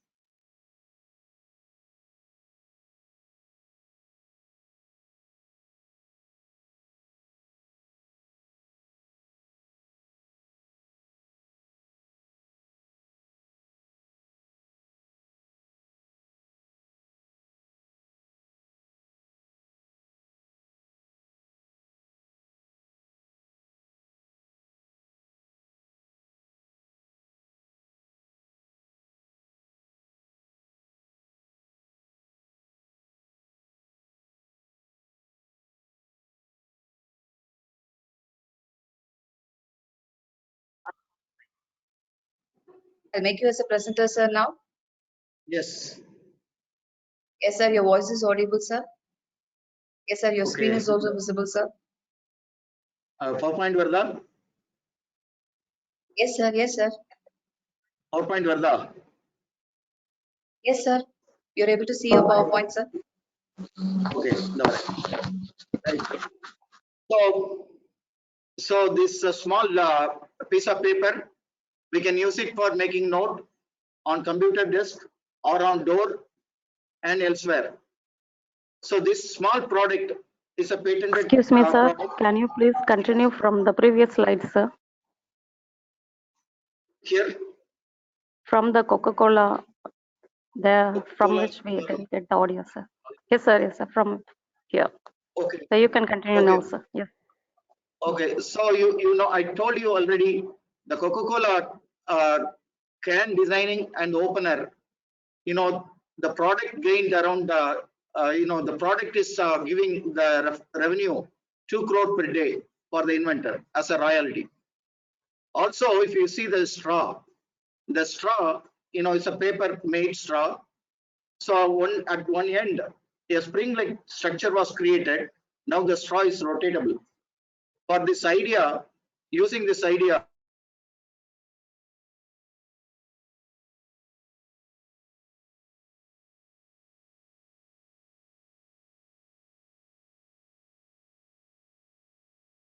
the rotatable straw was produced around 100 years ago.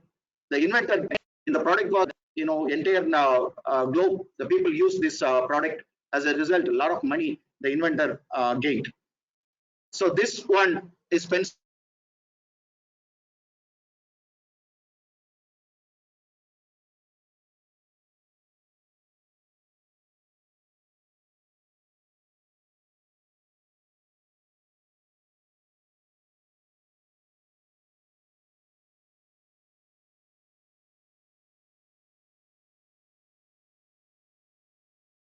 Excuse me, sir. Excuse me, sir. Sir, your voice is not audible, sir. Excuse me, sir. Okay, கேக்குதா? Yes, sir. இப்ப கேக்குது. Hello. Okay. கேக்குது, sir. Okay, இதுல இருந்து வரவா? Yes, sir. Yes, sir. Okay, மூணாவது round. Okay, pencil is a Chinese product. Okay, Chinese found out the pencil, but we don't know who found out rubber. But the person who connect pencil and rubber made a lot of money. Okay, because the idea was patented, so the product saved a little bit of time. If you make a small mistake, okay, we can use the pencil. Okay, we can immediately use the rubber to erase a error. But if it is separate, pencil and rubber are in, you know, is a separate product, then you have to spend some time to find the eraser. Okay, so connecting pencil and rubber, we can save some time. Okay, that's a simple advantage is there, but the product gained a lot of money. Okay, so this one is a Brisbee. It's a small display structure. Kids are using it for playing. It's a you know, it's for entertainment or exercise, we can say. This inventor who designed the Brisbee, you know, he is making per year $250 million as royalty. Okay, so in the innovation may be in anywhere. It may be on medicine, or it may be in a, you know, entertainment area, or in a exercise area, whatever it may be. You know, the innovation may be in any area, and but if it is very useful, you know, the innovation can make a lot of money. So what you see here is a hula hoop. Okay, hula hoop actually in India we are using for a long time, but in Western countries they designed recently, and the person who designed it, you know, he made around 100 million hula hoop per year. So 100 million hula hoop, that means, you know, the amount of income they gained is too much. Minimum like 50% income is there in minimum, you know, 100 million dollar per year they are getting. Okay, so you know, any idea, simple idea if you have, can be patented. The patent, the successful patent can give you a lot of royalty, and the royalty amount, you know, really big, and useful for the individual and also for country. What you see here is a memory note. So here, we can use this note. You can stick on your computer or in your door and whatever it may be. So say, hello, I came here, but door closed. Just to call me. Some note we can write it, and you can post it on computer desk or in your door, on your door or something. Okay, so a person designed it. The person is getting per year around $2 million as a royalty. So very simple product, successful product, but very successful product. The person, is gaining a lot of, money. So this product is Band-Aid. Actually, it's a successful story. A fellow, fell in love. Okay, so they got married. After marriage, what happened? That lady was really, loves him very much. So every day during working time, he used to call him. Hey, come on, come home. I cut my hand. I cut my finger, something. So he should come home, and then he make he will tie something. So medicine will apply, and some cloth will be used to tie around the wound. Then he used to go to work again. So he was spending a lot of time for taking care of her. So that's the situation. He got a lot of pressure from the company. So many times he wouldn't come to home. He wouldn't come home to help her, and so she got frustrated. So what he did, he took a piece of paper, piece of cloth, and where he nicely applied the medicines. Then he made a small pieces of those medicated cloth, and then he asked if something happened, use this cloth and tie around the wound. Then evening time I'll come, and then I will take care of you. Some advice he gave. So that's the situation. So one day, the owner of the company asked him, "Okay, you are doing great job in the company. I want to have a dinner with you. Can I visit your home?" Okay. See, he said, "Okay, come on." So for his owner, both husband and wife, they made a very big feast. Okay, a lot of item was cooked, and the owner came. They ate together, and the owner asked, "What is this? What is this cloth?" He found the cloth, and he asked. He told the story. She's cutting her fingers frequently, so I made this medicated cloth. And if something happened, he used to, she can tie the cloth around her fingers. Then evening, I'll do the rest of things. He explained. So the owner impressed, and he asked, "Okay, the idea is yours, but I want to sell this idea around the world. So the profit we are going to gain, we can share." So that agreement was made. Then they created the brand name. It's a Band-Aid. So they produce a lot of such a medicated cloth, and they packed nicely, and they started selling around the world. This product, you won't believe, $100 trillion income product. So per month, technically speaking, per month, this product is gaining several crore of rupee as a royalty. So just see, what you see here is a slinky. Slinky is a play stuff. Kids are using, but as a royalty. What you see here is another thing is cornflakes. Cornflakes was designed by some lazy people. Okay, two fellows, and then not married person, two young chap were in a room. Okay, both are really lazy. In Western countries, they consume a lot of wheat. So we consume rice, a lot of rice, especially the southern part of Indian people, we are consuming a lot of rice, but northern people, they are consuming a lot of wheat. So this happened in US. Okay, these two fellows, they used the rice cooker to cook the wheat.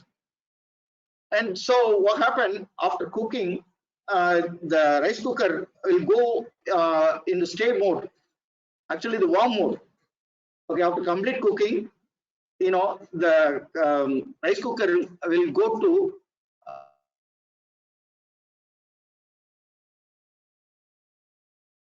they forgot the warm mode. These two people, guys, they kept this wheat inside. See rice cooker for a couple of weeks. Okay, so what happened? All items, the water molecule in this wheat was dehydrated, completely evaporated. Then luckily they found after a couple of weeks, they found it. They saw crispy stuff inside. The cornflakes was inside. So they tasted it. It's crispy and also very tasty. Then they approached nearby university. Okay, so we have such a product. Can you help us to develop in as a product? So really, it's good if you mix with milk, we can consume it. It's really yummy. So the university, some professors they helped. Then the nice product was developed. That's the cornflakes. So now with milk, the cornflakes, most of the people in the world, they are taking it. So two lazy people found this product. So finding innovation, is not connected with education. Innovation is not connected with intelligence. Innovation is a very peculiar ability. So all can do it. Even mother, even a grandma or your mother or father, anybody can do it. You educated people, okay, doing undergraduation or post-graduation, you are most eligible. Okay, you can do a lot.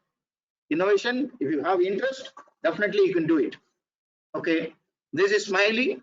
Okay, just the face-like structure, very big two eyes. Okay, and a smiley, the pattern. This is a patented product.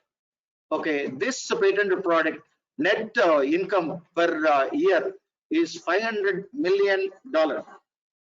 Okay, just if somebody is sick, people are buying this balloon-like structure. They are giving to the patients just to console them. So likewise, in Western countries, is a custom now. So, but this product is more successful, and it's giving a lot of revenue for the inventor. So another one, to keep all the wires, mostly we backside of our computer is mostly messy, but small product recently launched in the market. It's very successful, giving a lot of revenue for the inventor. So this is we have so many cards. All the mall they have card, credit card, Aadhaar card, so many cards. Okay, so all can be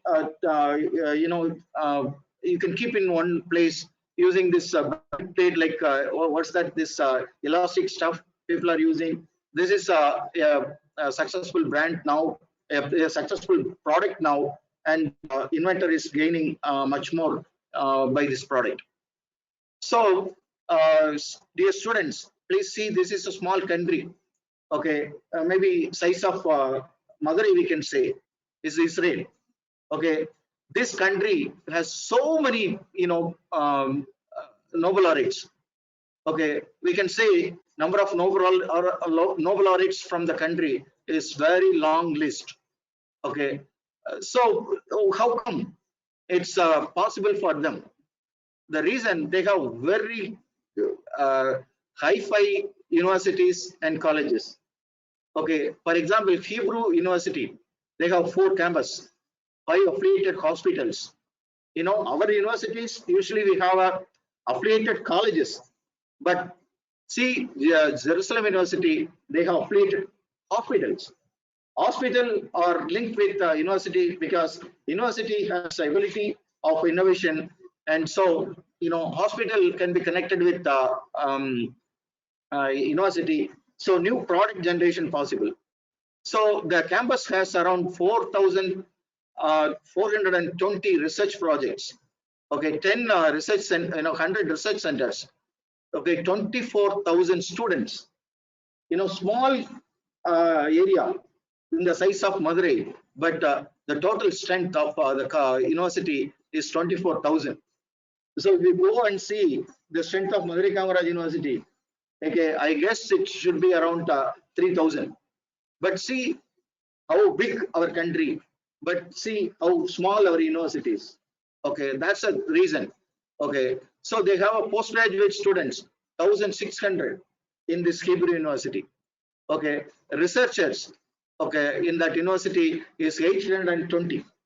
So total, the process in Madurai Kamaraj universities is close to 200. But in a small place, total country size is Madurai, but in the one university there, the total professor, number is close to 820. So they have massive institution, and their economy is massive, and their standard is massive. So the key is on research and innovation, and that's much important. So those countries, they have the potential of innovation. They are really powerful in many ways. Okay, so if we see, this is Hebrew University in the world rank. This is 12th rank. World rank, Hebrew universities and 12th rank. Okay, so how many university we have at top 100 universities? Do you have around the world level? Do you have any university from India or any institute from India? No, we don't have even among the top 200. We don't have any universities or institution in India. So if you want a powerful India, okay, the important thing, innovation should be improved. That means the standard of universities and colleges should be improved. If we can do it, definitely the Indian standard and will be improved. We can be powerful and superpower. Otherwise,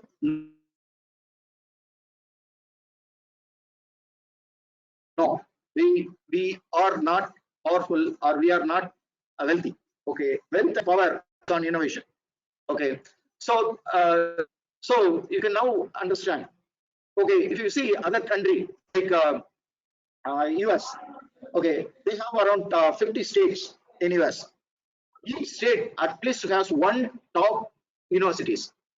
To a top 200, rank universities, at least they have one. So see there.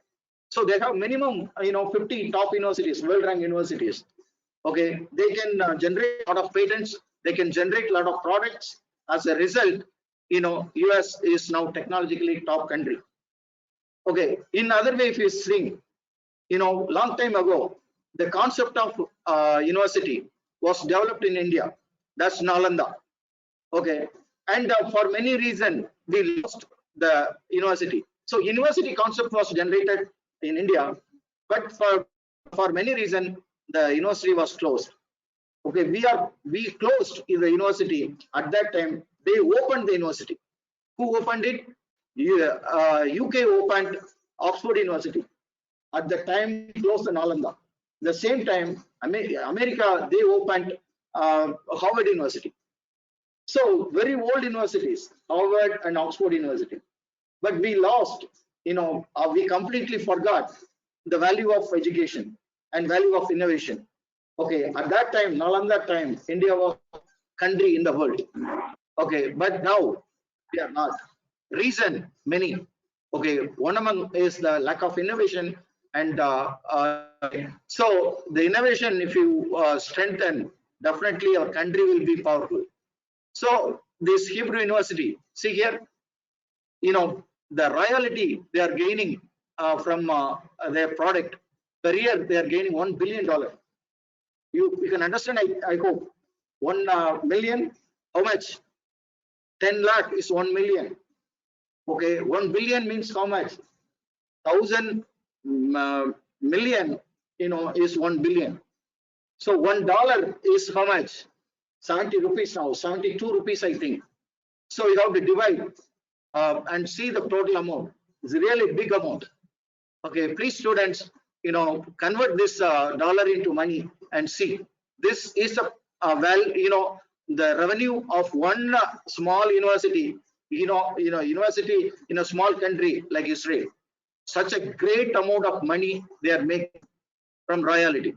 So all money is possible, okay, by 550 patents, okay, and 160 innovations, 480 license, 65 spin-off, okay, as a total, they are making 1 billion, US dollar per year as a income. So what our universities are doing, or our colleges are doing, we are collecting money from students as a tuition fee, as a fine, and this and that we are collecting. But we are not attempting to get money from patent products or from any royalty. We are not doing that.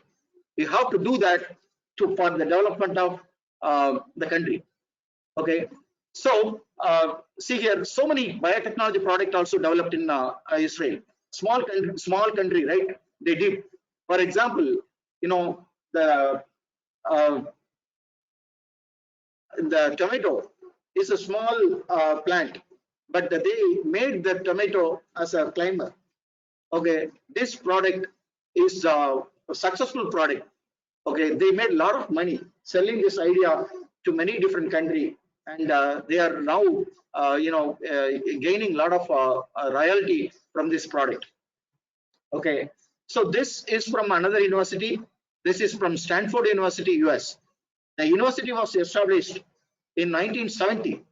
Okay, now the data I'm showing here is around 1996. That is around 25 years. In 25 years, the university, developed the products. Using this product, the university is gaining per year 5,000 crore rupee. Okay, per year, the university is gaining 5,000 crore rupee as royalty. So see, now you can understand what's the difference from the foreign country and India. India, we just teach. Foreign country, they develop new products from colleges and university. So if you see India, we have schools. School, education system very unique. For each standard, we have separate books. Books will be given to students. Students will go through the book, and question will be raised. Based on the book information, the student should be answered. That's the story of a school student. But the student is entering into college, situation is very different. Okay, a syllabus will be given, reference book will be given. College students, can't buy books. It's very expensive. For example, for one subject, for example, biochemistry, so many books are there, Leninger, Steyer, and so on. So the college students should refer different books to understand one subject. Okay, this is called reference-based education. So in India, around the 80% of workload for college teachers are teaching. 20%, they have time for research. But the university is very different. Okay, in university also reference-based teaching, but university is 80% research, 20% education, teaching.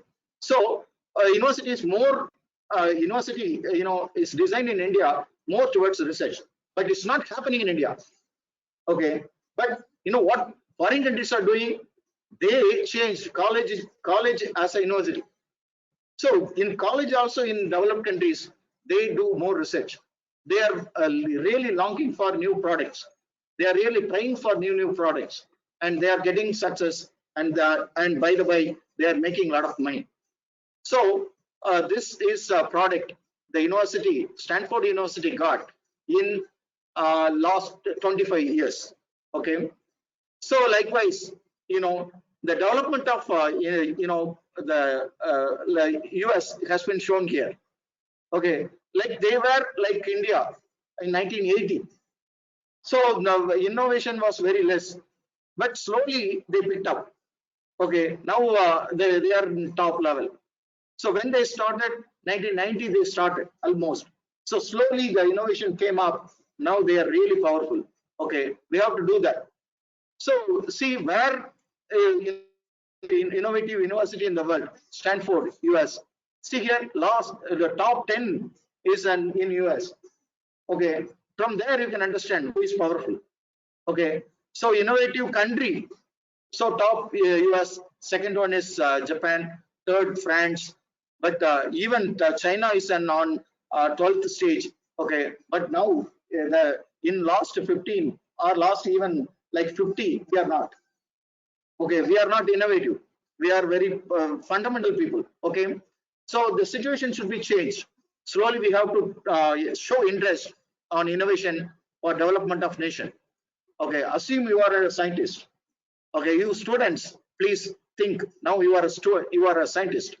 You know what you have to do? You have to observe, you have to read, either you have to generate, you have to imagine while you are observing. While you are reading, you have to imagine. Okay, and if you do that, new idea will come.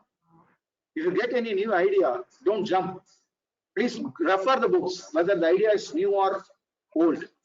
If it is new, then work on for your MSc student, MSc thesis, or for PhD thesis, or any research work.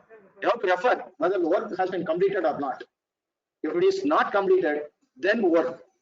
If the idea is already worked on, please don't touch it, because you can't make any product, you can't make any patent, or the data is not useful anyway. It's waste of everything. So don't do it. If it is really new idea, then work on. Okay, and then possible. A great finding is possible. Okay. So one more thing I can give you some tips. So focus mostly based on your local area. For example, Tamil Nadu, we have Western Ghats from Marthandam to like say in our Coimbatore, we have Western Ghats. Okay, so the Western Ghats region, we have so much resources that can be utilized. Lot of innovation is sleeping inside. Okay, we have to focus on and the innovation possible from there. Or if you see, we have a long seashore. All resources, natural resources, are not explored completely. Okay, if you focus on, definitely you can do it. For example, India is the #1 place for archaeological studies and also the fossil studies. Okay, India is the best. Okay, we can focus on. So our resource, local resource, we have to understand, and based on that, we have to work. For example, kindly look at this slide. Here, so many fossils, information has been blotted. Tamil Nadu, we have so many marine fossils in Arilur and also Perambalur area. Minimum 2 lakhs different fossils can be collected in that area of Arilur and Perambalur, but no one is doing that. Okay, around more than that, from Kashmir to Kanyakumari, many places dinosaur fossils are there, but nobody is doing that job. Okay, we don't have very talented, the fossil area study people. So we have to understand our lagna, and we have to focus on that for further development. See, this slide is much important for me. See, Amartya Sen, okay, Mohammad Yusuf, and also, the Banerjee, all from West Bengal region. West Bengal is a highly dense populated place. Okay, and there 3 people got same idea. Their thinking is eradication of poverty. Okay, so there a lot of poor people are living in that Calcutta and around area. So all 3 are from that place, and they worked on poverty eradication. All 3 got Nobel Prize. Okay, so what I think, from their childhood, the situation was imprinted on their brain, and slowly they want to rectify the problem, the poverty they want to rectify, and they worked on the area. Okay, and for that, as a result, they got Nobel. So local problem they addressed, they want to find out the solution. As a result, now they are well recognized around the world. So you can do it. Your local problem can be solved by you. Okay, so any PhD or any like MSc dissertation or like undergraduate dissertation, okay, that should be divided into three different parts.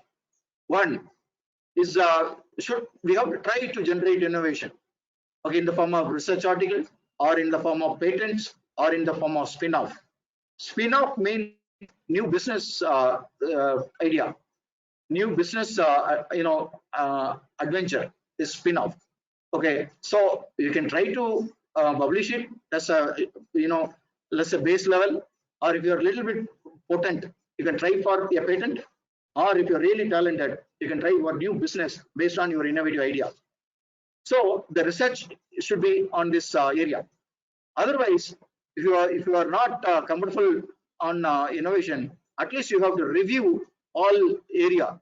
Okay, review also okay, book writing okay, analysis okay, or exploration and documentation of resources also okay. Okay, the third point, you can try to solve the local problem also fine. So a PhD or MSc dissertation should come under either one of the three. Okay, and so this is a saving machine needle.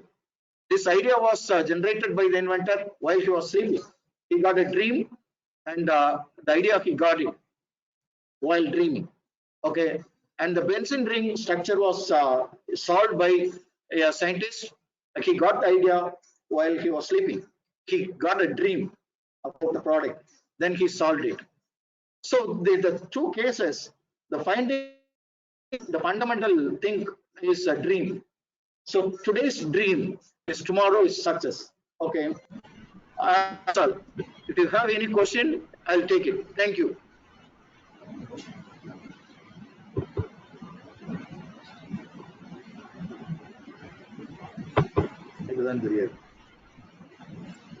Thank you, sir.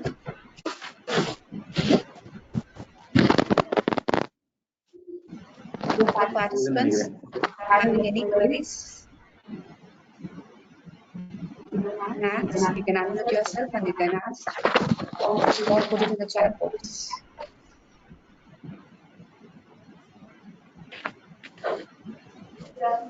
Good afternoon, sir. Sir. Yes. Sir, I really congratulate you for this innovative presentation, sir. We always think of big things about patent and all, and you have really motivated with this very nice stories about straws, collapse, and all, sir. Sir, I want to know about patents in languages and literatures. Do you have any idea about that? I showed you a variety of products. Okay. Yes, sir. Yes, sir. Just yes, limited to science department. Even yes, Tamil sir. department can do it. Okay. Even Tamil department can do it. So okay. yeah. Thank you.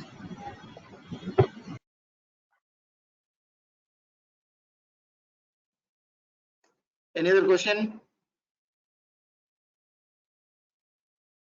Dear participants, if you're having any questions, you can unmute yourself and you can ask.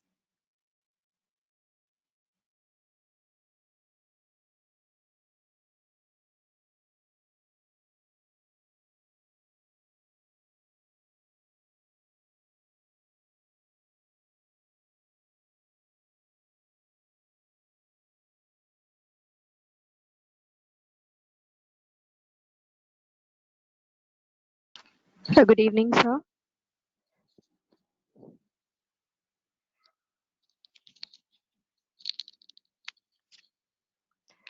Sir, when it comes to research, we are asked to publish articles in journals, reputed journals. Initially, it was the numbers published in normal journals, regional journals were counted, but later we had UGC recognized journals to be counted. But recently, in the past 1 or 2 years, we are asked to publish articles only in H-index journals and Scopus index journals. So how to cope up with this changing trend, sir, of publishing articles? So what do we do with the articles? What do we do with the articles which we have already published with the regional journals? So is it If you invalid publish, hereafter? then we can't do anything. Hello, if you publish, then we can't do anything. But actually you have to publish in a SCI journal. Okay, Science Okay, Index sir. Journal, Science Citation Index Journal, Science Citation Index Journal, SCI Journal, Science SCA, Citation okay. Index Journal. There are around 50,000 journals are there. Okay, Oh, journals, findings from Tamil to any sector can be published there. Okay, so why we have to publish in SCI means the SCI journals has very nice review group, very nice review group they have. So if you send your manuscript, okay, the manuscript will be thoroughly verified by learned professors, researchers. okay, sir. Okay, then what Okay, happen? sir. Then what will happen? Your manuscript standard will be elevated. Also, the journal Okay. will stay for a long time, 100 years or more than that. The journal will stay. So your document will be nicely recorded there, and public can use it. So you Okay. publish it. The purpose of publication, your finding should reach around the world. So elsewhere, Yes. people should use your finding. That's the reason we are publishing. Okay. So here, what happened? If you publish in, okay, you'll get the correct recognition and correct feedback, and also it will be useful for further development. And if you publish Okay. in a SCI journal, scientists from other country, will recognize you. But if you publish in local journal, it's not possible. They can't see your finding. Okay, there will be a lot of chances are there for the mistakes inside. Okay, so if you publish in Paris, that's a phrase in a local place. Somebody is publishing, then because of publication, they have a lot of problem because completely wrong information and a lot more problems are there or there. But in SCI journal, such a possibilities are less. Okay, you will be rewarded. So SCI journal is the best for publication. Okay, sir. Thank you so much, sir. Any other question?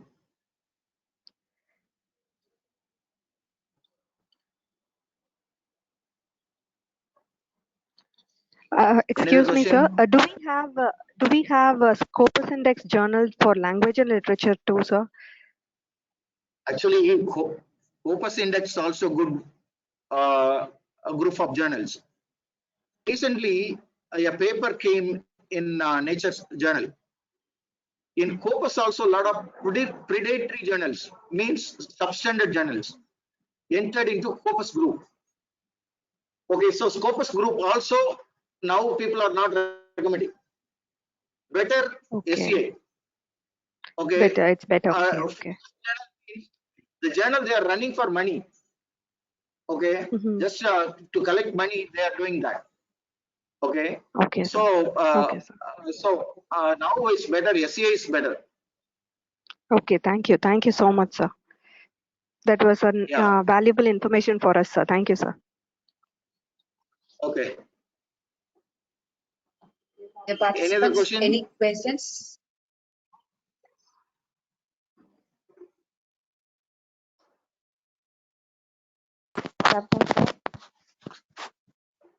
Can you please give tips to get high H index and citations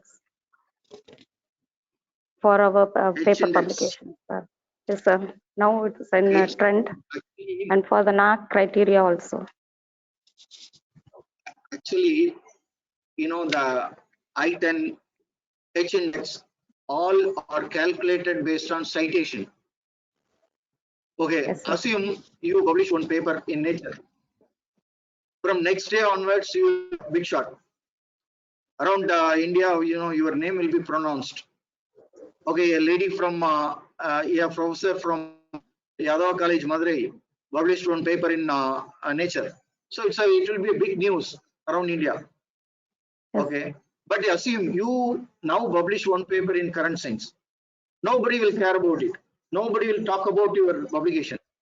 But assume after 5 years, the citation is around 10 lakhs or like 10,000.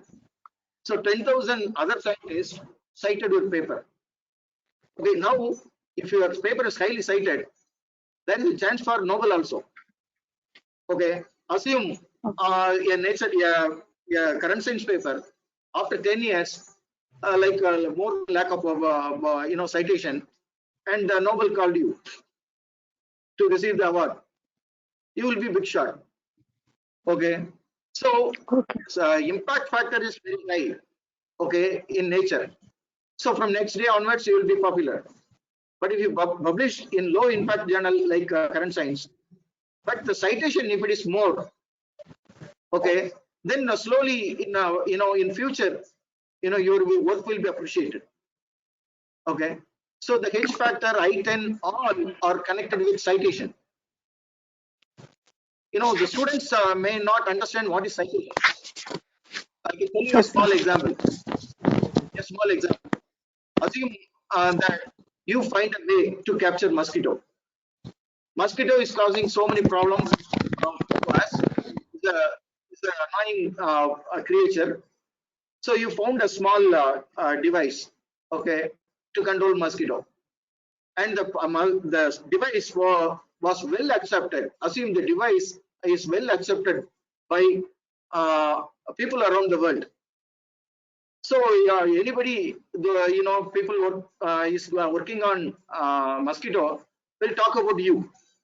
So Lady Talk, the Yadav College is one who found out this mosquito device. Now people are using it. Okay, I am using in my home, and so likewise people are using it. So what will happen? Slowly will be popularized. So assume citation is around 10 lakh. So one Nobel committee may see it. Okay, so the device is very successful. So as a result, dengue and so many other mosquito-borne disease came down. There is no death due to mosquito-borne disease. Okay, so what to do? Yeah, select the person for Nobel. Such a situation will come. Okay, so so that the citation is important. Other people should believe it. Other people should use it. Your finding. Okay, and when they are writing paper, they use your name. Okay, the device generated by Yadava College, they use it while they are writing it. This is called citation. So citation is most important than impact factor. Suppose you may publish one paper in Nature, but nobody cited it. No use. Okay, suppose if you publish one paper in current science, a lot of people cited it. It's very valuable information. So citation is the key. Can you understand? Yes, sir. Thank you, sir. Thank you so much. Yeah. Anything else?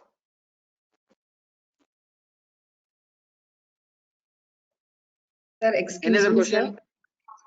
Yes. Yes, sir. Sir, during this pandemic period, most of the research data collection. Sir, are you able to hear my voice, sir?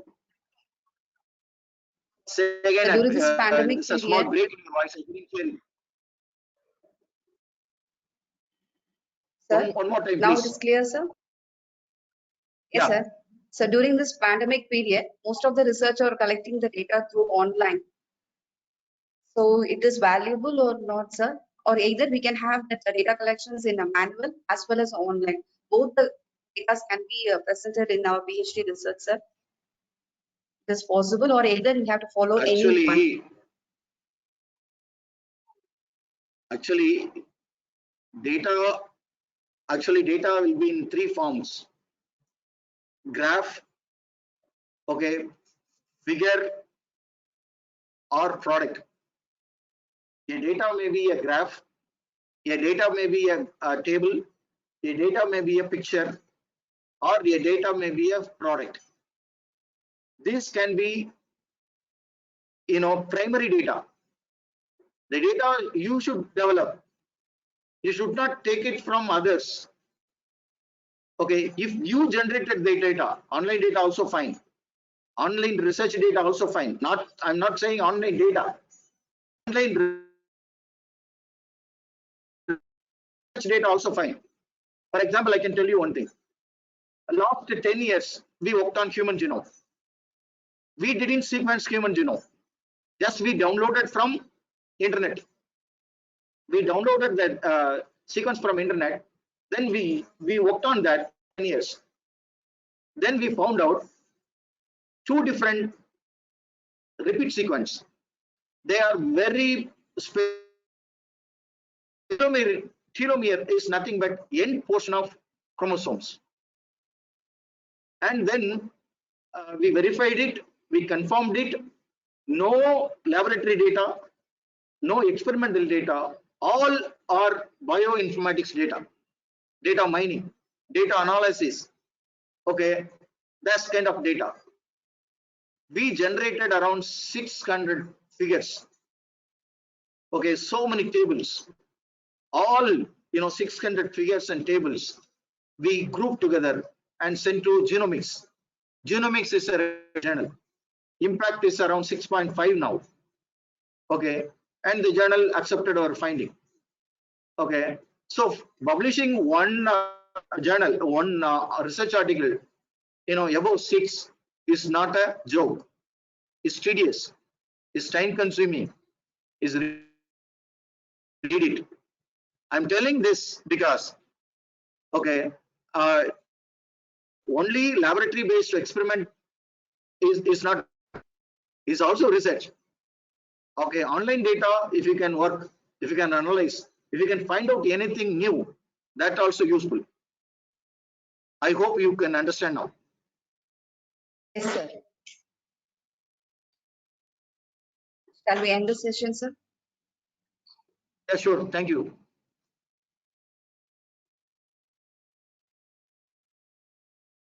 I would like and to if you invite want, Dr. Yes, sir. Yeah, if you want the slide, I can send you the organizer. Okay, and you can share the slide Okay, if anybody wants it. Okay, sir. Thank you, sir. Now we have come to the end of the session of today's session. I would like to invite Dr. Vidya ma'am to give a vote of thanks. Ma'am, over to you. Good evening to all. Now we have come to the end of this session. I am honored and lucky to have the opportunity to give a vote of thanks for this seminar on behalf of the Internet Quality Assurance Cells of our college. I hope you have all enriched your knowledge through this online seminar, The New Paradigm in Research and Innovation. I would like to express my gratitude to our eminent resource person, Dr. S. Sudhakar. He gave an excellent coverage of innovation with suitable examples, and he has explained the simple pattern development and how much they get their royalty. From your talk, we can understand innovation can do by anybody, and innovation makes strength to our country. Thank you, sir. I hope that all the faculty members have taken notes of your suggestion and we will implement soon, sir. I thank the principal, vice principal, and other dignitaries for making this seminar a success. Finally, I express my thanks to IQAC team members for organizing such a spectacular seminar. Thankfulness is the beginning of gratitude, and gratitude is the completion of thankfulness. Yes, once again, I thank each and everyone present, sir, present here.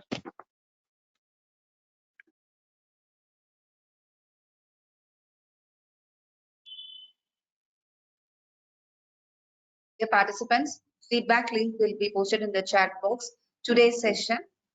So please kindly give your feedback for today's session.